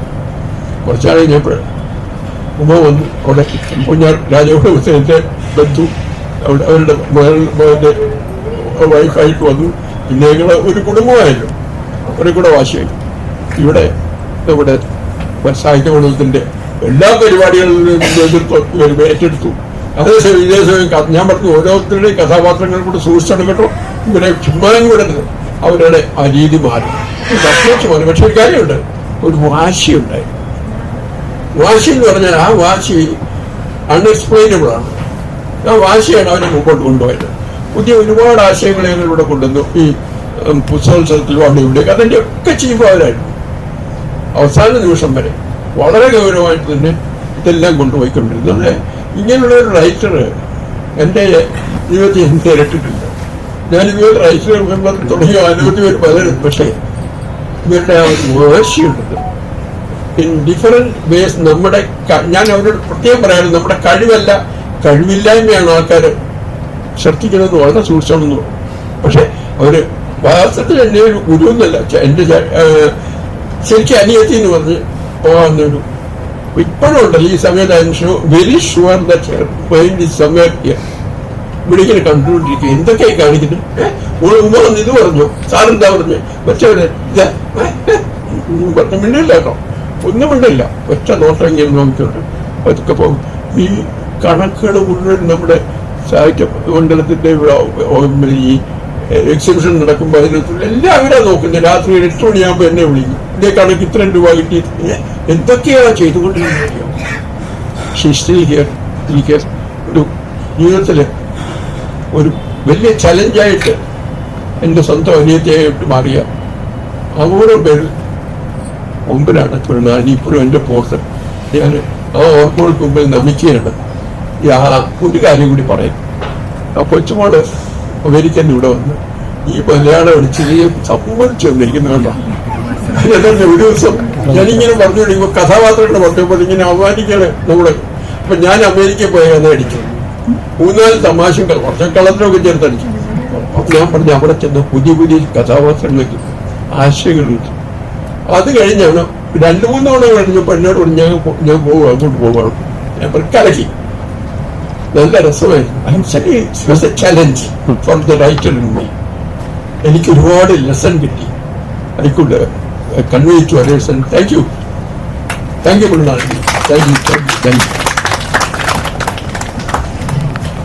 ലംഘിക്കപ്പെട്ട് ഒരു ആശ്വാസം എനിക്കുണ്ടായിരുന്നത് കാര്യപരിപാടി അനുസരിച്ച് എൻ്റെ പങ്ക് സമഗ്ര സംഭാവന ആദരവ് ഏറ്റുവാങ്ങുകയാണ്. സമഗ്രം എന്ന് പറഞ്ഞപ്പോൾ അതിൻ്റെ അർത്ഥം അത്ര പിടികിട്ടിയില്ല. അഗ്രേ പശ്യാമി എന്ന ഭക്തിരസപ്രധാനമായ പ്രാർത്ഥന എപ്പോഴും ഓർമ്മ വരുമല്ലോ. ഗുരുവായൂരപ്പനെ സ്നേഹിക്കുന്നവർക്ക്, പ്രേമിക്കുന്നവർക്ക്, ആനന്ദിക്കുന്നവർക്ക്, പ്രാർത്ഥിക്കുന്നവർക്ക് തോന്നും. ഈ സമഗ്രം എന്ന വാക്ക് എന്താണ് എന്നൊന്ന് ആലോചിച്ചു. സഹജമായ ശീലം പോലെ ശബ്ദധാരാവലി എടുത്തു നോക്കി. അപ്പൊ അതിൽ പറഞ്ഞിരിക്കുന്നത് സമഗ്രം, സമ്പൂർണമായ, പൂർണ്ണമായ എന്നാണ്. അപ്പോ ആദ്യം ഒരു സംഘമുണ്ടായി, സംഭാവന കൊടുക്കാനാണോ സംഭാവന വാങ്ങാൻ തരാനാണോ ഈ പരിപാടി എന്നത്. കൊടുക്കാൻ ഏതായാലും ഉണ്ടാവില്ല എന്ന് പേടിച്ചിട്ടാണ് ഞാൻ ഈ സമഗ്രത്തിന്റെ അർത്ഥം നോക്കിയത്. അപ്പോഴൊരു ആശ്വാസം വന്നു. ഇനി എന്താണ് കൊടുക്കാനുള്ളത്? I have fought my battle, I have done my deeds എന്ന് ഓട്ടോബയോഗ്രഫി ഓർത്തു. ഇനി അങ്ങോട്ട് കൊടുക്കാൻ ഒന്നും ഇല്ലേ എന്ന് നോക്കുമ്പോഴാണ് ഒരു 94 കഴിഞ്ഞ യുവാവിന് അങ്ങോട്ട് എന്താണ് കൊടുക്കാൻ പറ്റുക എന്ന് ആലോചിക്കുമ്പോഴാണ് ശൈലഭദ്രൻ എന്ന നളന്ദയിലെ പണ്ഡിതനെ ഓർമ്മ വന്നത്. 106-ാമത്തെ വയസ്സിൽ അദ്ദേഹം ശിഷ്യന്മാരോട് പറഞ്ഞു, എനിക്ക് പറഞ്ഞു കൊടുക്കാൻ കൂടുതൽ ശിഷ്യന്മാരെ ആവശ്യമാണ്. 104-ാമത്തെ വയസ്സിൽ അങ്ങനെ തോന്നാമെങ്കിൽ അതിന് താഴെയുള്ളവർക്കും അതിലും വലിയ സാഹസം സാധിക്കുമല്ലോ എന്ന ധൈര്യമാണ് ഈ സമ്മേളനത്തിൽ വരാൻ എന്നെ പ്രേരിപ്പിച്ച കാരണങ്ങളിൽ ഒന്ന്. മറ്റൊന്ന് 3 കാരണങ്ങളുണ്ട് പ്രധാനമായും ഏറ്റവും അധികം പ്രധാനപ്പെട്ട കാരണം മൃണാളി തന്നെയാണ്. എനിക്ക് ആ മഹതിയെ പരിചയപ്പെടുന്നില്ല. പക്ഷെ കണക്ക് പുസ്തകം എന്ന പുസ്തകം വായിച്ചപ്പോൾ ഞാൻ കുറേയേറെ വായിക്കാൻ ശ്രമിച്ചിട്ടുള്ളൊരു വ്യക്തിയാണ്. എന്നെ ഒരു മറ്റൊരു ലോകത്തിലേക്ക് സാഹിത്യപരമായ കഴിവിനാലും ശബ്ദഭംഗിയാലും ആശയത്തിന്റെ വിപ്ലവാത്മകതയാലും എന്നെ മറ്റൊരു ലോകത്തിലേക്ക് കൊണ്ടുപോയി. ഇത് ഞാൻ സ്വകാര്യമായി വെക്കാൻ എനിക്ക് സാധിക്കുമായിരുന്നില്ല. പറ്റിയ വേദികളിലൊക്കെ ഞാനിത് പറഞ്ഞിരുന്നു. ഒരിക്കൽ അനുരാധ മേനോന്റെ പുസ്തക പ്രകാശനത്തിൽ അവരുടെ ജയഭാരതം ആണ് അത് ചെയ്തത്. ഞാൻ കണക്ക് പുസ്തകത്തെ പറ്റി പറയാൻ തുടങ്ങി. അതിനെപ്പറ്റി എൻ്റെ ആരാധന പ്രകടിപ്പിക്കാൻ തുടങ്ങി. അതുകൊണ്ട് മലയാളിയുടെ കൂടെ പലപ്പോഴും ഞാൻ കണ്ടിരുന്ന അനുരാധ മേനോനെ പറ്റിയും ഓർത്തു. ആ സമ്മേളനത്തിൽ മൃണാളിയും പങ്കെടുത്തിരുന്നു എന്ന് എനിക്കറിയുമായിരുന്നില്ല. ഇത് സ്വാഭാവികമായും മൃണാളിനെ എന്നെ പരിഗണിക്കുന്നതിന് പല വിധത്തിലും എൻ്റെ സാമീപ്യവും മറ്റു പരിചയവും തുടരുന്നതിന് സഹായിച്ചു. അങ്ങനെയാണ് നവനീതം എന്ന മാസിക വഴി ഒട്ടേറെ അതിവിശിഷ്ട സാഹിത്യ രചനകൾ എനിക്ക് പ്രസിദ്ധപ്പെടുത്താൻ കഴിഞ്ഞത്. കണക്ക് പുസ്തകം വിപ്ലവാത്മകമായ ഒരു സാമൂഹ്യ പ്രശ്നത്തെ കൈകാര്യം ചെയ്യുന്നു. പക്ഷേ കുടി ഒഴിപ്പ് അന്താരാഷ്ട്ര തലങ്ങളിൽ തന്നെ എത്തുന്ന വലിയ ഒരു പ്രമേയത്തെ പറ്റിയാണ് ചർച്ച ചെയ്തിട്ടുള്ളത്. അത് വായിച്ച് എൻ്റെ ആസ്വാദനം മുഴുവൻ പറയാൻ സമയം ഇല്ല. ഒരു കാര്യം മാത്രം പറയാം. എനിക്ക് പരിചിതമായ ഒരു മേഖല പാകിസ്ഥാനിൽ നിന്നും ഇന്ത്യയിലേക്കും പാകിസ്ഥാനിലേക്ക് പ്രവഹിക്കുന്ന ജനങ്ങളുടെ സത്യസന്ധരായ ശുദ്ധിയുള്ള ജനങ്ങളുടെ ജീവിതകഥ ഒരു ഹൈക്കോടതി ന്യായാധിപൻ നിലയ്ക്ക് കൈകാര്യം ചെയ്യാൻ എനിക്ക് വേണ്ടി വന്നിട്ടുണ്ട്. നിയമപ്രശ്നങ്ങൾ അത്രയ്ക്ക് അത്രയ്ക്ക് വിഷമം ഉള്ളവയായിരുന്നു. ഈ നിയമപ്രശ്നങ്ങൾ ഒക്കെ അതിമനോഹരമായി അതിവിശിഷ്ടമായി ഒരു തെറ്റും ഇല്ലാത്ത തരത്തിൽ ആവിഷ്കരിച്ച ഒരു നോവൽ വായിച്ചപ്പോൾ ഞാൻ എങ്ങനെയാണ് സ്തബ്ധനാകാതിരിക്കുക? ഇത് ഓരോ കഥകളും ഓരോ രംഗങ്ങളും എന്നെ എൻ്റെ ന്യായാധിപ ജീവിതത്തിലേക്ക് തിരികെ കൊണ്ടുപോയി. അവിടെ നിന്നും ഇവിടെ വന്നവരും ഇവിടെ നിന്ന് അവിടെ പോയിരുന്നവർക്കും ഉള്ള വികാരങ്ങളും ദുഃഖങ്ങളും നേരിട്ട് അനുഭവിക്കാൻ എനിക്ക് കഴിഞ്ഞിട്ടുണ്ട്. ഏറ്റവും അധികം സിറ്റിസൺഷിപ്പ് കേസ്, പൗരത്വ കേസുകൾ കൈകാര്യം ചെയ്യാൻ ഭാഗ്യം കിട്ടിയ വ്യക്തിയാണെന്നാണ് എൻ്റെ സ്വകാര്യ അഹങ്കാരം. അവിടെയുള്ള 19 കുടുംബങ്ങളുടെ പ്രശ്നങ്ങൾ പ്രതിപാദിക്കുമ്പോൾ എൻ്റെ മനസ്സിലുണ്ടായിരുന്ന വിചാരങ്ങളും എത്ര കൃത്യമായാണ് മൃണാളിനി രേഖപ്പെടുത്തിയിരിക്കുന്നത് എന്ന് എന്നെ അത്ഭുതപ്പെടുത്തിയ ഒരു വികാരം ഉണ്ടായിരുന്നു. മൃണാളി ഉണ്ടായിരുന്നെങ്കിൽ ഞാൻ ആ നന്ദി അവരോട് സൂചിപ്പിക്കുവാൻ. ഞാൻ നേരത്തെ സൂചിപ്പിച്ച അനുരാധ മേനോനും ഒരുമിച്ച് എല്ലാ സമ്മേളനങ്ങളിലും നമ്മുടെ ഹിംസ സംബന്ധിച്ച എല്ലാ സംഭവങ്ങളിലും എന്ന് തന്നെ വ്യക്തമായിരുന്നു. ആ കാഴ്ച എനിക്ക് മറക്കാൻ കഴിയുന്നില്ല. അത് ഓർക്കുമ്പോൾ ഒരു ഇംഗ്ലീഷ് നഴ്സറി റൈം ആണ് എനിക്ക് ഓർമ്മ വന്നത്. 2 birds sat on a log. One flew away and there was one. The other also flew away and there was none.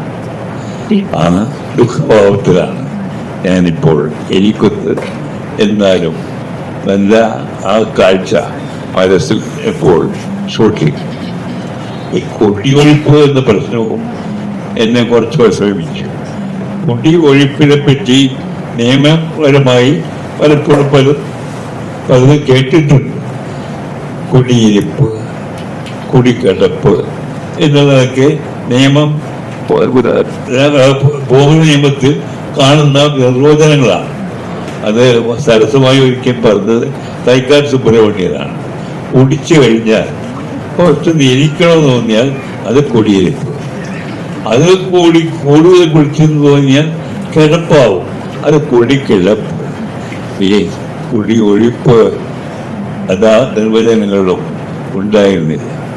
പക്ഷേ അത് എന്നെ മറ്റൊരു ലോകത്തിലേക്ക്, നിർവചനങ്ങളിലേക്കും അതീതമായ ഒരു ലോകത്തിലേക്ക് കൊണ്ടുപോയി എന്ന കാര്യം ഈ സദസ്സിന് മുമ്പിൽ ഞാൻ ഔപചാരികമായും വേം തുറന്നും സമ്മതിക്കട്ടെ.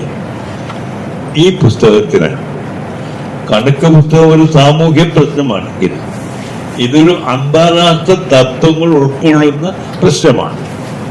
ഈ പുസ്തകത്തിന് ലോകത്തിൻ്റെ തന്നെ ശ്രദ്ധ ആകർഷിക്കണം എന്നത് എൻ്റെ അടങ്ങാത്ത ആഗ്രഹമാണ്. അത് നടക്കുമെന്ന് തോന്നിയത് രോഹിണി നായർ എന്നെ വിളിച്ചപ്പോൾ ഞാൻ കണ്ടിട്ടില്ല. ദൂരത്തിലാണല്ലോ ഞങ്ങൾ തമ്മിലുണ്ടായിരുന്നത്. പക്ഷെ രോഹിണിയെ പറ്റി എനിക്കറിയാം. ചന്ദ്രന് 27 ഭാര്യമാരുണ്ടായിരുന്നു.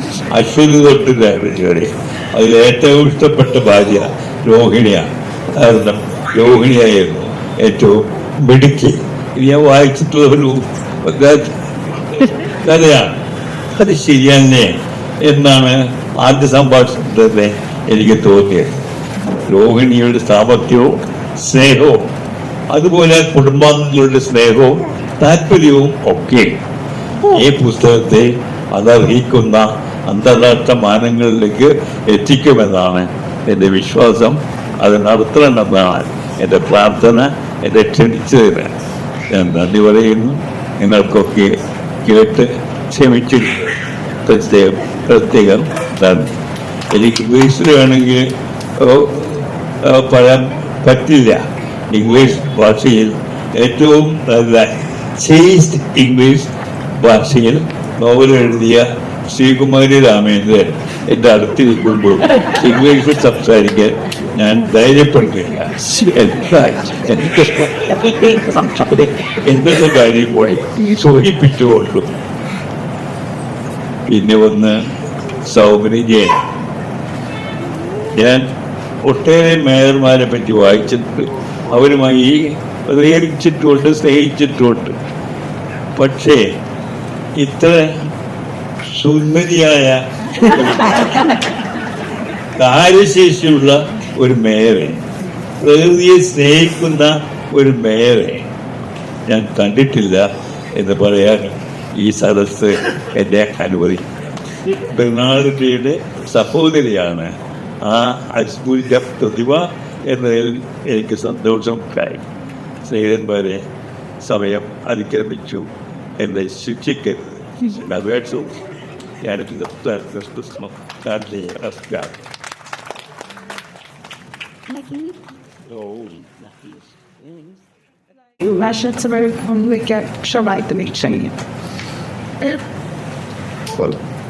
I mean, the most horrible mess of it out to be the cab. So, I'm so thank you. And man, I don't know, I'm fucking it. Hi, so we close off this. The team of what? Big. Right. വേദിയിലും സദസ്സിലിരിക്കുന്ന വിശേഷിച്ച വ്യക്തികളെ എല്ലാവർക്കും നമസ്കാരം. കഴിഞ്ഞ വർഷം ഈ ദിവസമാണ് നമ്മളെല്ലാം വിട്ടുപിരിഞ്ഞത് നമ്മുടെ പ്രിയ സാഹിത്യകാരി, കൂട്ടുകാരി, സുഹൃത്ത് മൃണാലിനി. ഇന്ന് ഈ ദിവസം മൃണാലിനിയുടെ കുട്ടികൾ രാഹുലും രോഹിണിയും ഇങ്ങനെയൊരു പ്രോഗ്രാം ഇന്ന് ഇവിടെ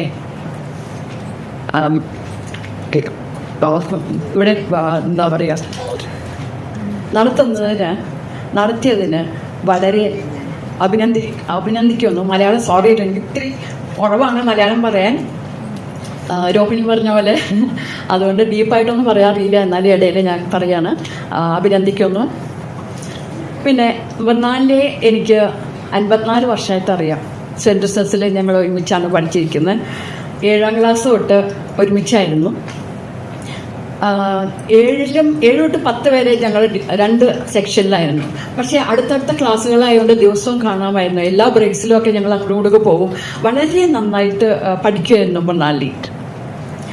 പിന്നെ യൂണിഫോമൊക്കെ ഇട്ട് നല്ല, ഞങ്ങളെക്കാൾ കുറച്ച് ഡിഫറെൻ്റ് ആയിരുന്നു. കുറച്ച് ട്രഡീഷണൽ വേയിലായിരുന്നു യൂണിഫോമിൻ്റെ ലെങ്ത് ഒക്കെ. ഞങ്ങൾ ഹാഫ് സ്കേർട്ട് ഇടുമ്പോൾ മൃണാലിനി കുറച്ച് താഴേക്കൊക്കെ ആയിട്ട്, അത് മനസ്സിലായി ഓർത്തഡോക്സ് ഫാമിലിയിലാണ് മൃണാലിനി വളർന്നു വന്നതെന്ന്. കാലത്തെ കുറിച്ച് രണ്ട് സൈഡിലും പിന്നെയൊക്കെ ഇട്ട് നല്ല സുന്ദരിയായിട്ട്, ഒരു ഗ്രാമീണ സുന്ദരിയായിട്ടാണ് എപ്പോഴും വന്നിട്ടുള്ളത്.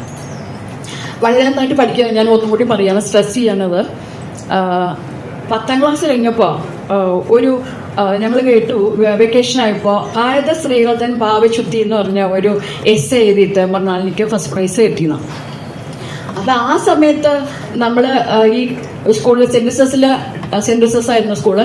ഡാൻസും പാട്ട് ഇതൊക്കെ എല്ലാം ഉണ്ടായിരുന്നു. ഈ എഴുത്ത് മേഖലയിൽ ഒറ്റ ഫ്രണ്ട്സും പോയതായിട്ട് അത്ര അറിയണ്ടായിരുന്നില്ല. മൃണാലിനിയാണ് ആദ്യത്തെ ആള്. അപ്പോൾ എന്തൊക്കെയായിരിക്കും എഴുതിയിരിക്കുക എന്ന് എപ്പോഴും ആലോചിക്കാറുണ്ട്. അത് കഴിഞ്ഞ് വെക്കേഷൻ കഴിഞ്ഞിട്ട് പ്രീ ഡിഗ്രി തൊട്ട് ഗ്രാജുവേഷൻ വരെ ഞങ്ങൾ ഒരേ ക്ലാസ്സിലായിരുന്നു. അപ്പോൾ മൃണാലിനിയോട് ചോദിച്ചു എന്തൊക്കെയാണ് എഴുതിയത് ഇതിലെന്ന്. അവൻ പറഞ്ഞു ഞങ്ങളുടെ പഴയ നമ്മുടെ സീത, അങ്ങനെ കുറേ ദ്രൗപദി, അങ്ങനെ ഓരോരുത്തരുടെ അവരെ പറ്റിയൊക്കെ ഞാൻ എഴുതി. അങ്ങനെയാണ് എനിക്ക് പ്രൈസ് കിട്ടിയതെന്ന് പറഞ്ഞു. പിന്നെ മാത്സ് ഉള്ള ഒരു ഗ്രൂപ്പായിരുന്നല്ലോ, അപ്പോൾ അതുകൊണ്ട് നമുക്ക് പഠിത്തത്തിലേക്ക് തന്നെയായിരുന്നു മുഴുവനും നമ്മളെല്ലാവരുടെയും ശ്രദ്ധ. അപ്പം വലിയ ഒരു ഫ്ലോയിലായിരുന്നു ഞങ്ങളുടെ കോളേജ് ഡേയ്സൊക്കെ പോയിരുന്നത്.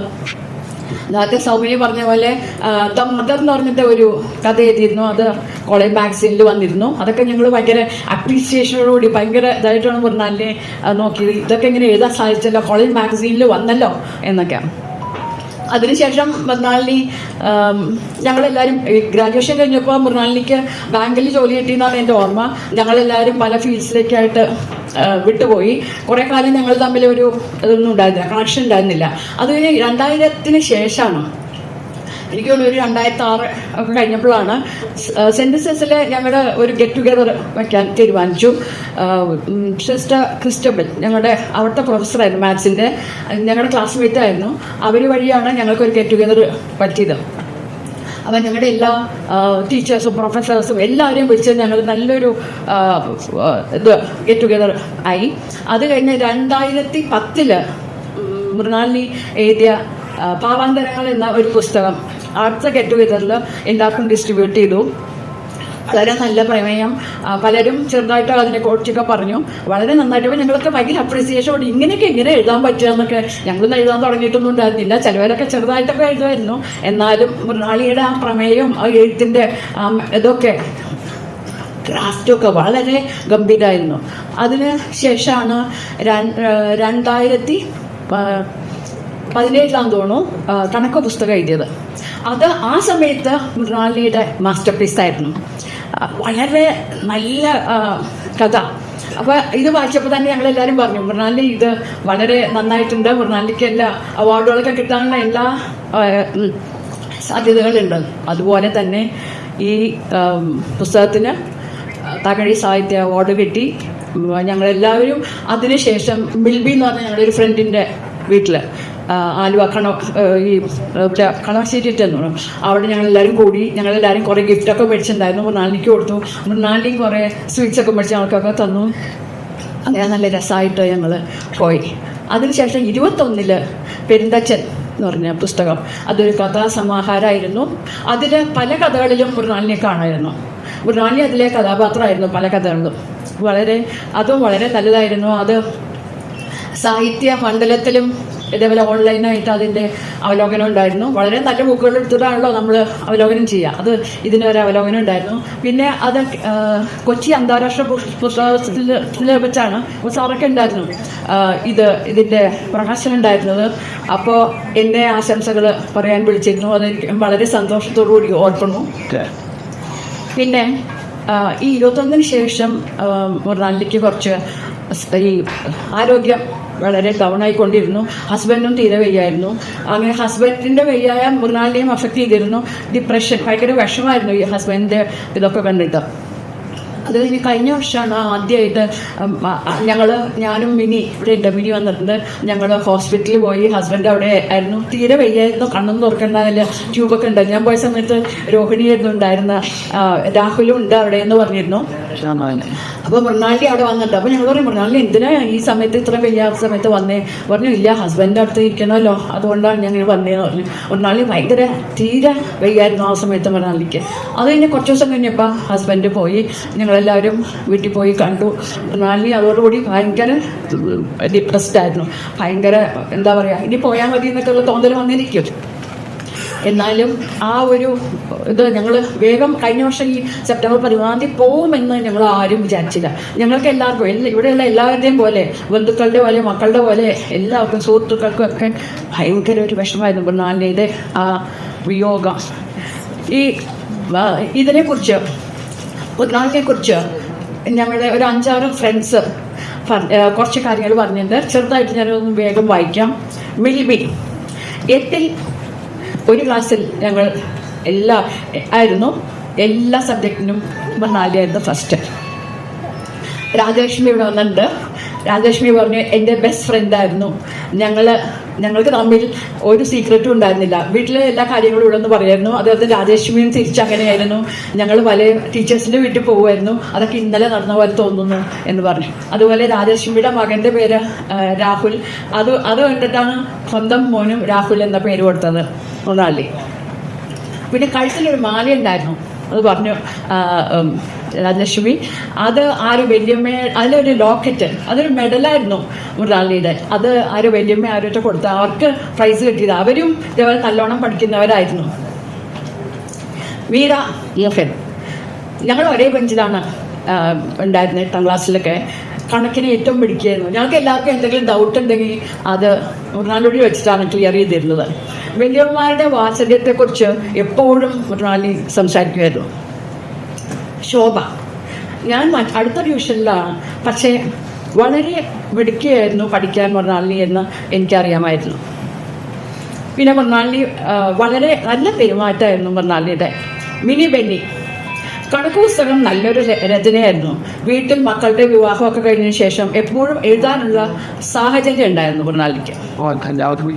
പിന്നെ ശ്യാമള നല്ലവരെ വേഗം ദൈവം വിളിക്കും. ജീവിച്ചിരുന്നെങ്കിൽ ഇനിയും നല്ല രചനകൾ നമുക്ക് കിട്ടിയേനെ. ഹസ്ബൻഡ് പോയപ്പോൾ ഒരു ചിറകൊടിഞ്ഞ പോലെയായി മൃണാളിനിക്ക്. വളരെ ഡിപ്രസ്ഡ് ആയിരുന്നു. സ്വാഭാവികം.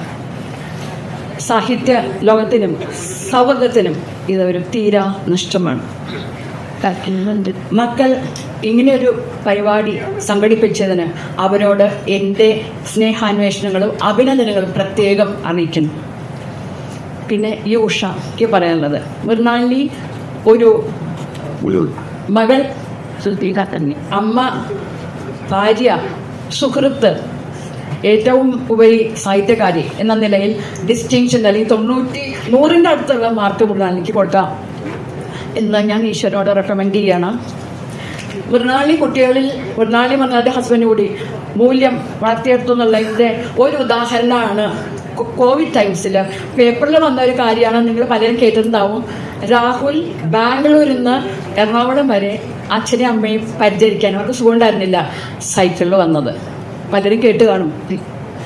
പിന്നെ രോഹിണി പറഞ്ഞാൽ ഞാൻ അറിഞ്ഞത്, അച്ഛൻ്റെ വിയോഗത്തിന് ശേഷം 3 മാസത്തിന് ശേഷം രാഹുൽ കന്യാകുമാരി തൊട്ട് കാശ്മീർ വരെ 21 ദിവസം സൈക്കിൾ യജ്ഞം നടത്തിയിരുന്നു.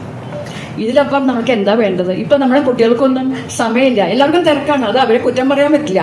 പക്ഷേ ഈ മൂല്യം നമ്മൾ കുട്ടികളിൽ വളർത്തിയെടുത്തിട്ടുണ്ടെങ്കിൽ തീർച്ചയായിട്ടും എല്ലാം മാറ്റിവെച്ച് അവർ സ്വന്തം അച്ഛനും അമ്മയ്ക്കും വേണ്ടി എന്ത് വേണമെങ്കിലും ചെയ്യാൻ തയ്യാറാവും. അതിൻ്റെ ഒരു ഉദാഹരണമാണല്ലോ ഇന്ന് നടത്തിയ പുസ്തക പ്രകാശനം. 2 മക്കൾക്കും അവരുടെ ഫാമിലിക്കുമൊക്കെ ഈശ്വരൻ എപ്പോഴും തുണയുണ്ടാവും. അവരെയൊക്കെ ഈശ്വരൻ എപ്പോഴും അനുഗ്രഹിക്കട്ടെ എന്ന് പ്രാർത്ഥിച്ചുകൊണ്ട് ഞാൻ നിർത്തുന്നു. ഇവിടെ വന്നിരിക്കുന്നത് Rajalakshmi, mini, Monica, Leena MK, Leena Antony, ഇത്രയും പേര് ക്ലാസ്മേറ്റ്സാണ്. അവരെല്ലാവരും ഇവിടെ വന്നത്. നന്ദി, നമസ്കാരം. അത് അടുത്തതായി അനുസ്മരണ പ്രഭാഷണം നിർവഹിക്കാൻ ഹരീന്ദ്ര സാറിനെ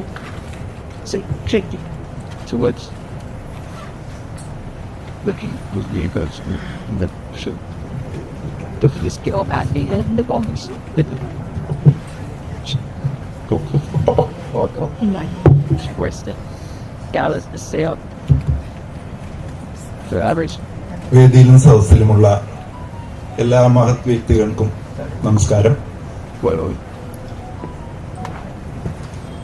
ഞാൻ എൻ്റെ ജീവിതത്തിൽ 2ാമത് പരിചയപ്പെടുന്ന മൃണാളിനിയാണ് നമ്മുടെ ഈ എഴുത്തുകാരി മൃണാളിനി. ആദ്യത്തെ മൃണാളിനിയെ ഞാൻ ജനിച്ചപ്പോൾ മുതൽ കാണുന്നുണ്ട്. അതെൻ്റെ അമ്മയാണ്. അതുതന്നെയാണ്, ആ പേര് തന്നെയാണ് എന്നെ മൃണാളിനി എന്ന ഈ ഞാൻ മൃണാളിനി മാഡം എന്നാണ് വിളിക്കുന്നത്. തൽക്കാലം ആ മാഡം ഒന്ന് മാറ്റി വെക്കുവാണ്. എപ്പോഴും ഞാൻ ഇനി മൃണാളിനി എന്ന് മാത്രം പറയാൻ, അല്ലെങ്കിൽ അതൊരു മാഡം കൂടെ ചേർക്കുമ്പോൾ ഒരു ബോറായിട്ട് തോന്നും. ഈ മൃണാളിനിയായിട്ട് എന്നെ അടുപ്പിച്ചത് തന്നെ ആ പേരാണ്. ഞാൻ 2015 എൻ്റെ 2ാമത്തെ കഥാസമാഹാരം, അതിന് അവതാരിക എഴുതാൻ വേണ്ടിയിട്ട് മോഹനവർമ്മ സാറിനെ സമീപിച്ചു. അപ്പൊ അദ്ദേഹം എന്നോട് പറഞ്ഞൊരു സാഹിത്യ മണ്ഡലം എന്ന് പറഞ്ഞൊരു പ്രസ്ഥാനമുണ്ട്, അതിലൊരു മെമ്പർഷിപ്പ് എടുക്കണമെന്ന് പറഞ്ഞു. അങ്ങനെ അതിൽ ഞാൻ മെമ്പർഷിപ്പ് എടുക്കുന്നു. ഒരു 3 മാസത്തിനുള്ളിൽ അതിന്റെ ആ വർഷത്തെ വാർഷിക സമ്മേളനം, അത് കല്ലൂര് KC സ്കൂളിൽ വെച്ചായിരുന്നു. അവിടെ വെച്ചാണ് ഞാൻ മൃണാളിനിയെ പരിചയപ്പെടുന്നത്. അന്ന് അവിടുത്തെ ഒരു ഇതുണ്ടായിരുന്നു, അത് കമ്മിറ്റി തെരഞ്ഞെടുക്കുന്നുണ്ടായിരുന്നു. എന്നെ അവിടെ വെച്ച് ജോയിന്റ് സെക്രട്ടറി ആയിട്ട് തെരഞ്ഞെടുത്തു. അപ്പൊ ആ കമ്മിറ്റിയിൽ തെരഞ്ഞെടുത്തവരുടെ പേര് വിളിച്ചപ്പോ മൃണാളിനി എന്നുള്ള പേര് കേട്ടു. അപ്പൊ ഞാൻ പെട്ടെന്ന് ആ പേര് കേട്ടപ്പോ എനിക്ക് സ്ട്രൈക്ക് ചെയ്തു. എന്താണെന്ന് വെച്ചാൽ ഞാൻ ഈ പേര് വേറെ കേട്ടിട്ടുണ്ട്, പക്ഷെ ആ പേരുള്ള ഞാൻ പറഞ്ഞല്ലോ, ആ പേരുള്ള ഒരു വ്യക്തിയെ നേരിട്ട് ഞാൻ കണ്ടിട്ടില്ല. അപ്പൊ അങ്ങനൊരു പേരുള്ള വ്യക്തിയെ കാണാനുള്ള ഒരു അവസരം അത് കൈവന്ന സമയമായിരുന്നു അത്. അങ്ങനെ ഞാൻ അപ്പൊ തന്നെ എഴുന്നേറ്റ് അടുത്ത് പോയിരുന്നു, സംസാരിച്ചു. അന്ന് തുടങ്ങിയ ഒരു ബന്ധം, അതായത് എന്റെ അമ്മയുടെ പേരുള്ള വ്യക്തിയോടുള്ള ബന്ധം എന്ന് പറയുമ്പം ആ ഒരു ബന്ധത്തിനുള്ള ഒരു തീവ്രത ഇവിടെ ഇരിക്കുന്നവർക്ക് എല്ലാവർക്കും മനസ്സിലാവുമല്ലോ. അത് ഞങ്ങള് ഈ എനിക്ക് ഏറ്റവും വലിയൊരു വിഷമം എന്ന് പറയുന്നത്, എനിക്ക് എന്റെ മോളുടെ കല്യാണം നടത്തിയപ്പോ എനിക്ക് വിളിക്കാൻ പറ്റിയില്ല. അത് അതായത് സെപ്റ്റംബർ 11 മരിക്കുന്നതിന് 2 ദിവസം മുമ്പ് ഞാൻ വിളിക്കാൻ വേണ്ടി പോകാനിരുന്നപ്പം എന്നോട് എനിക്ക് തോന്നുന്നു സാഹിത്യമണ്ഡലത്തിൽ ആരൊക്കെയോ പറഞ്ഞു ഹോസ്പിറ്റലിലാണ്, അപ്പം വിളിക്കാൻ പോകണ്ട. അങ്ങനെ പോകാൻ പറ്റിയില്ല. വിളിക്കാൻ പറ്റിയില്ല എന്നുള്ള ഒരു വലിയ വിഷമമാണ്. എന്താണെന്ന് വെച്ച് കഴിഞ്ഞാല് എനിക്ക് ഈ കല്യാണം നടത്താൻ വേണ്ടിയിട്ട് എന്നോട് ഒരു ദിവസം വിളിച്ചിട്ട് പറഞ്ഞു, ഹരീന്ദ്ര TDM ഹാളിൽ ഒരു മെമ്പർഷിപ്പ് എടുക്കണം, എന്റെ ഹസ്ബൻഡ് അവിടെ കമ്മിറ്റിയിലുണ്ട്, അപ്പൊ ഹരീന്ദ്രൻ അവിടെ മെമ്പർഷിപ്പ് എടുത്തു കഴിഞ്ഞാൽ ഒരു ഗുണമുണ്ട്, കല്യാണം അവിടെയാണ് നടത്തുന്നതെങ്കിൽ 50% ഡിസ്കൗണ്ട് കിട്ടും, ഞാനത് ശരിയാക്കി തരാം എന്ന് പറഞ്ഞു. പക്ഷെ എന്തോ അത് നടന്നില്ല, അത് മെമ്പർഷിപ്പ് ഒന്നും എടുത്തില്ല. പക്ഷെ കല്യാണം ഇവിടെ വെച്ച് തന്നെ നടത്തി.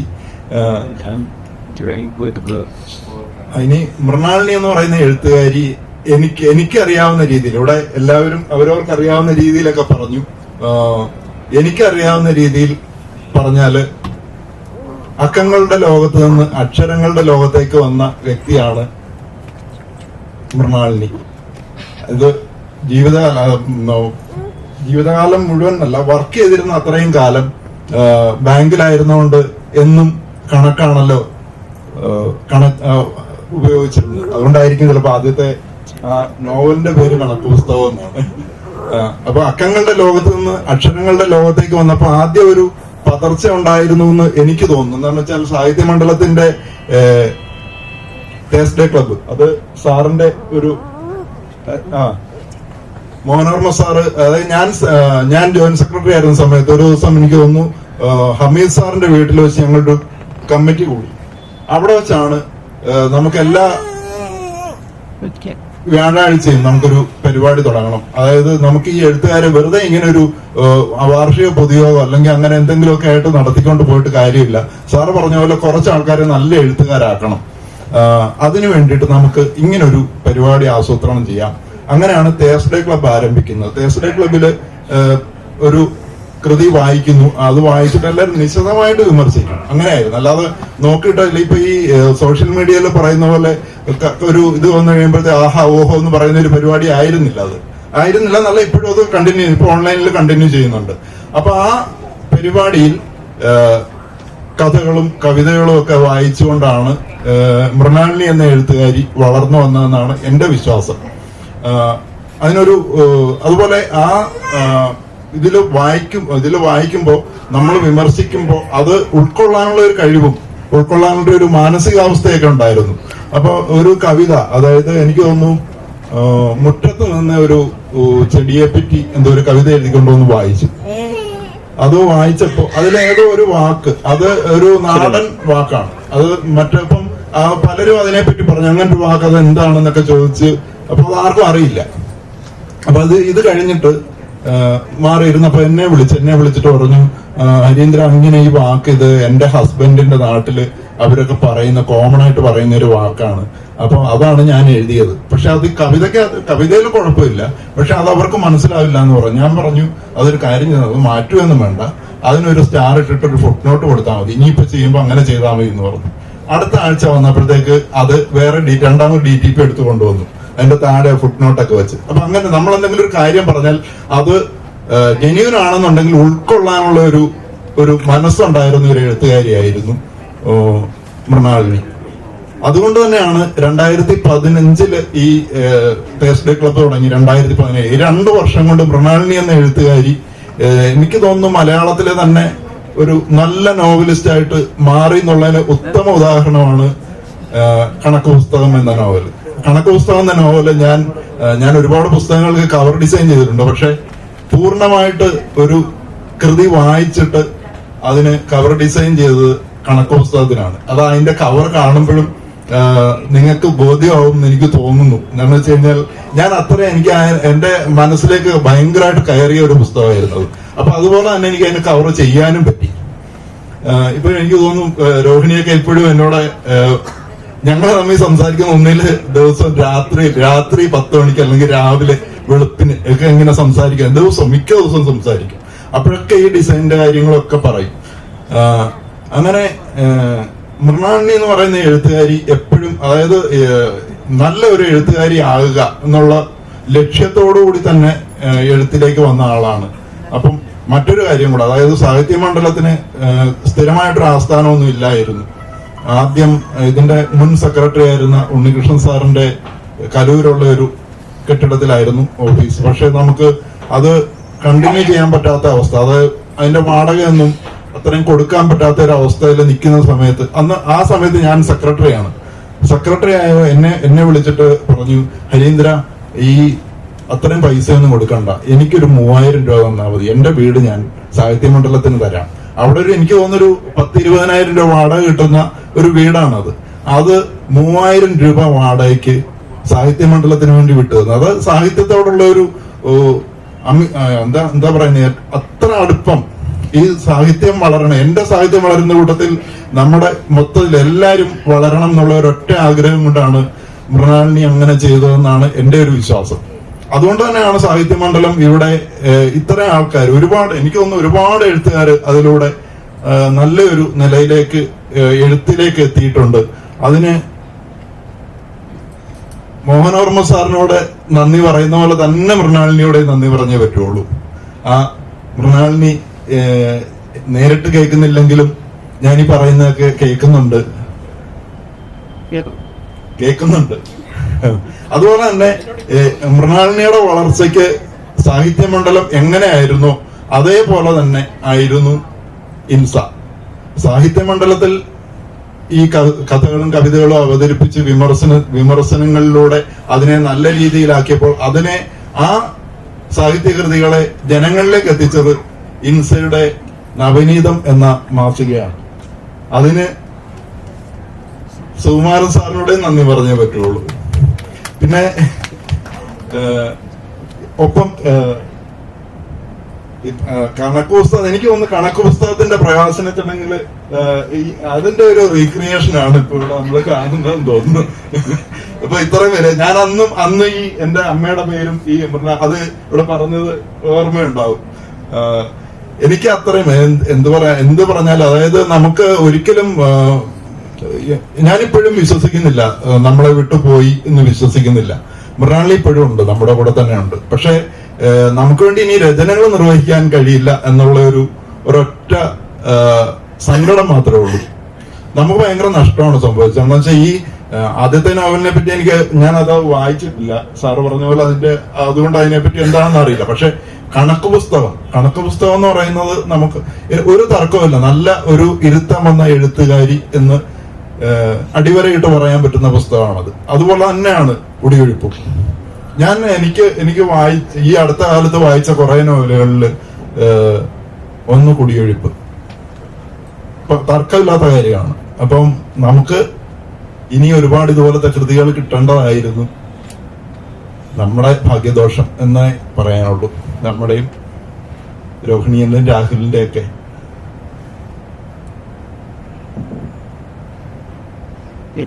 എനിക്കിനി ഒന്നും പറയാൻ വാക്കുകൾ കിട്ടുന്നില്ല. ഇവിടെ ഈ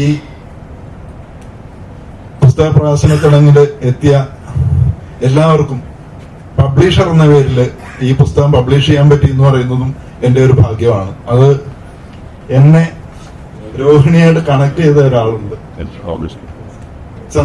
ഡോക്ടർ ചന്ദ്രബിന്ദു എന്ന രാധാമീര അവരോട് ഇവര് ഇങ്ങനെ പുസ്തകം ചെയ്യണം എന്ന് പറഞ്ഞപ്പോഴത്തേക്ക് എന്റെ പറഞ്ഞു, ഹരിയേട്ടനെ ഏൽപ്പിച്ചോ, ഇത് സാധനം നല്ല അടിപൊളിയാക്കി തരും എന്ന് പറഞ്ഞു. അങ്ങനെ ആയിട്ടുണ്ടെന്ന് ഞാൻ വിശ്വസിക്കുന്നു.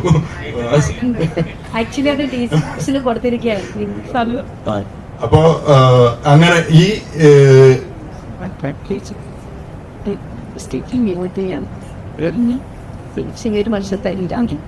അപ്പൊ ഈ ഒരു പുസ്തകം ഇങ്ങനെ നല്ല രീതിയിൽ ഒരു പുസ്തകമായിട്ടുണ്ടെങ്കിൽ അതിനൊരു കാരണക്കാരി രാധാമീരയാണ്. രാധാമീരയോട് ഞാൻ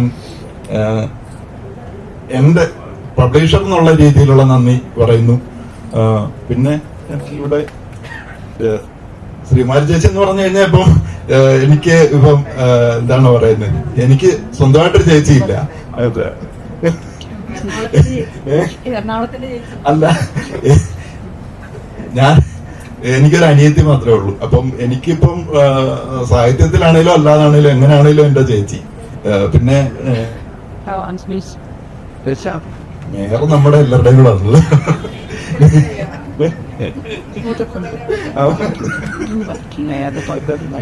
അപ്പോ ഈ പുസ്തകം ഇന്ന് ഓണം റിബേറ്റൊക്കെ ഇട്ട് ഇവിടെ രോഹിണി അവിടെ വെച്ചിട്ടുണ്ട്. അപ്പൊ എല്ലാരും വാങ്ങണം, വായിക്കണം.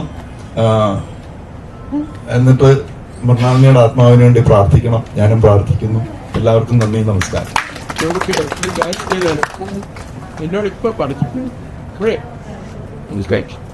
ഈ പുസ്തകം നമ്മൾ ഇത്രയും പേര് ഞാൻ അതിന്റെ ഞാൻ റെസ്പോൺസിബിലിറ്റി എടുക്കുന്നു. അടുത്ത വർഷം ഓണം ആകുമ്പോഴത്തേക്ക് ഇതിന്റെ ഇംഗ്ലീഷും ഹിന്ദിയും ട്രാൻസ്ലേഷൻ നാം ഇവിടെ പ്രകാശനം ചെയ്യും. ചുമതല ഞാൻ ആളുകൾ അതിനോട് ഇതുള്ളവരെ എന്നെയായിട്ട് കോണ്ടാക്ട് ചെയ്യുക. ബാക്കി കാര്യങ്ങൾ ഞാൻ ശരിയാക്കി തരാം. ഇംഗ്ലീഷ് ആൻഡ് ഹിന്ദി എന്താണെന്ന് വെച്ചാൽ അവിടെ അമേരിക്കയിലും എൻ്റെ ഇത് കാരണം പറഞ്ഞ് വെറുതെ അല്ല, എൻ്റെ ഇപ്പോൾ 2 പുസ്തകങ്ങൾ നടക്കുന്നുണ്ട്. അതുകൊണ്ട് അതിൻ്റെ കാര്യങ്ങൾ അത് ഗംഭീരമായിട്ട് പോകാനുള്ള സൗകര്യങ്ങളുണ്ട്. അതുകൊണ്ട് അതിൽ ഇൻട്രസ്റ്റ് ഉള്ളവർ, ഇതുമായിട്ട് ബന്ധപ്പെട്ടവർ, നമുക്ക് അടുത്ത വർഷം ഒരു ഗംഭീര സാധനം പറ്റി നോക്കാം.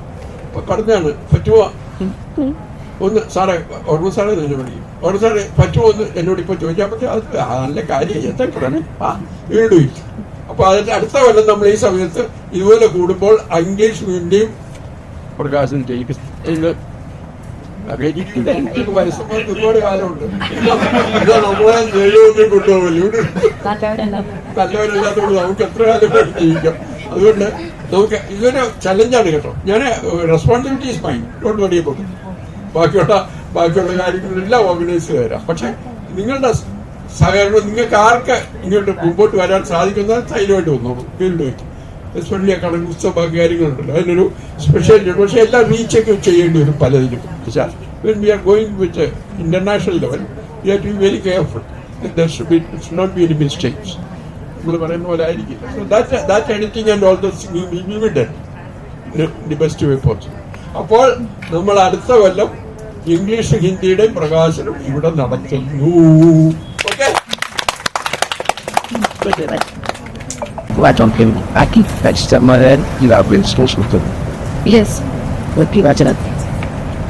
അമ്മ വർദ്ധ സാറിനോട് സംസാരിച്ചതിൽ വളരെ വളരെ സന്തോഷം.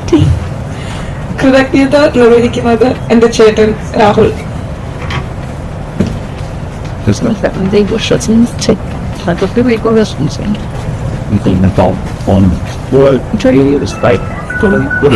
അടുത്ത വർഷത്തെ ഇംഗ്ലീഷ് ബുക്ക് ലോഞ്ച് ചെയ്യുന്നതിന് മുമ്പ് അതിന്റെ തുടക്കം നോക്കി ഇവിടെ തന്നെയാണ് ഇംഗ്ലീഷ് സംസാരിക്കുന്നതാണ്. My mom came around me, was very passionate and focused about literature. As with any career, it was very difficult for her to find her feet in the initial days of her journey through this literary world.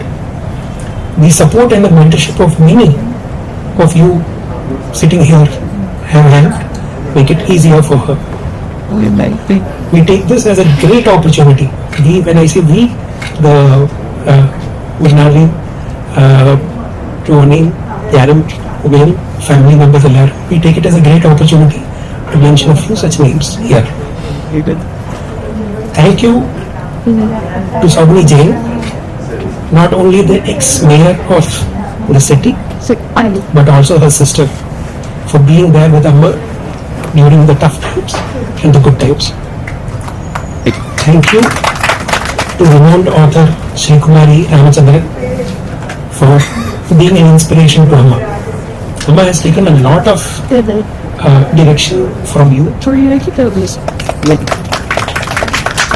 And she was proud that you wrote the synopsis of her book.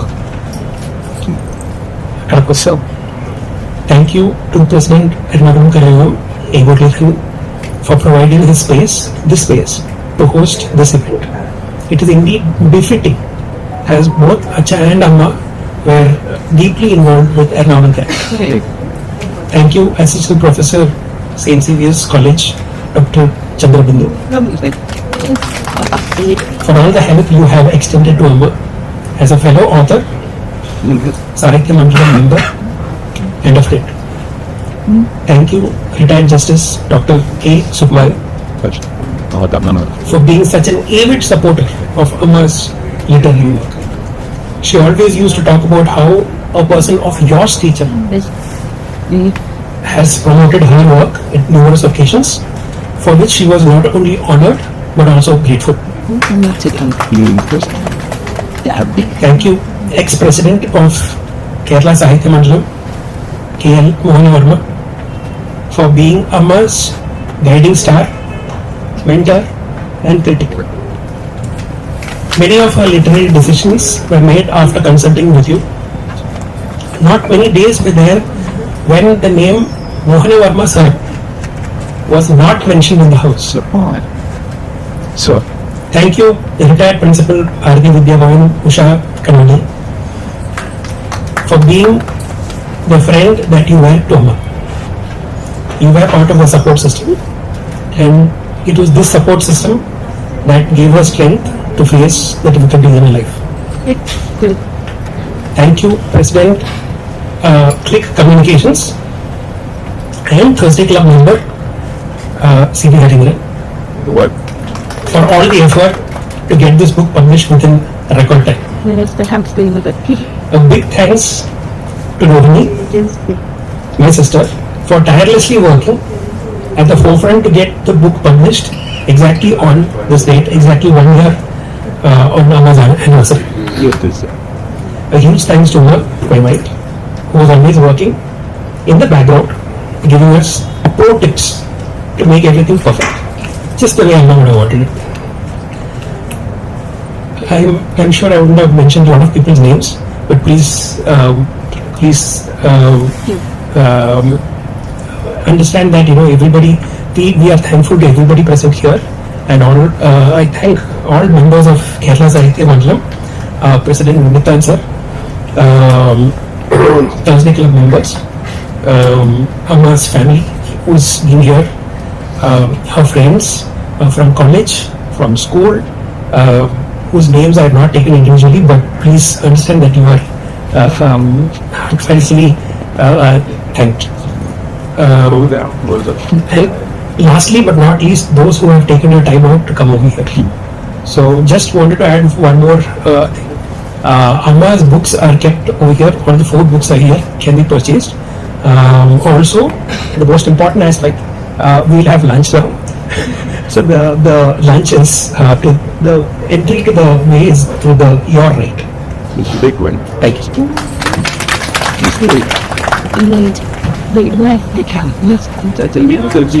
There's our God, the subject, probably, and for me, I'm good. I was going to check it. I figure,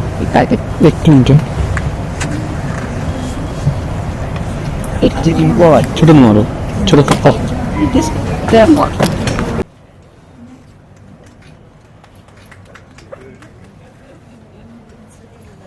എല്ലാവരെയും ഫോണിനായി ക്ഷണിക്കുന്നു ആ വഴിയാണ്.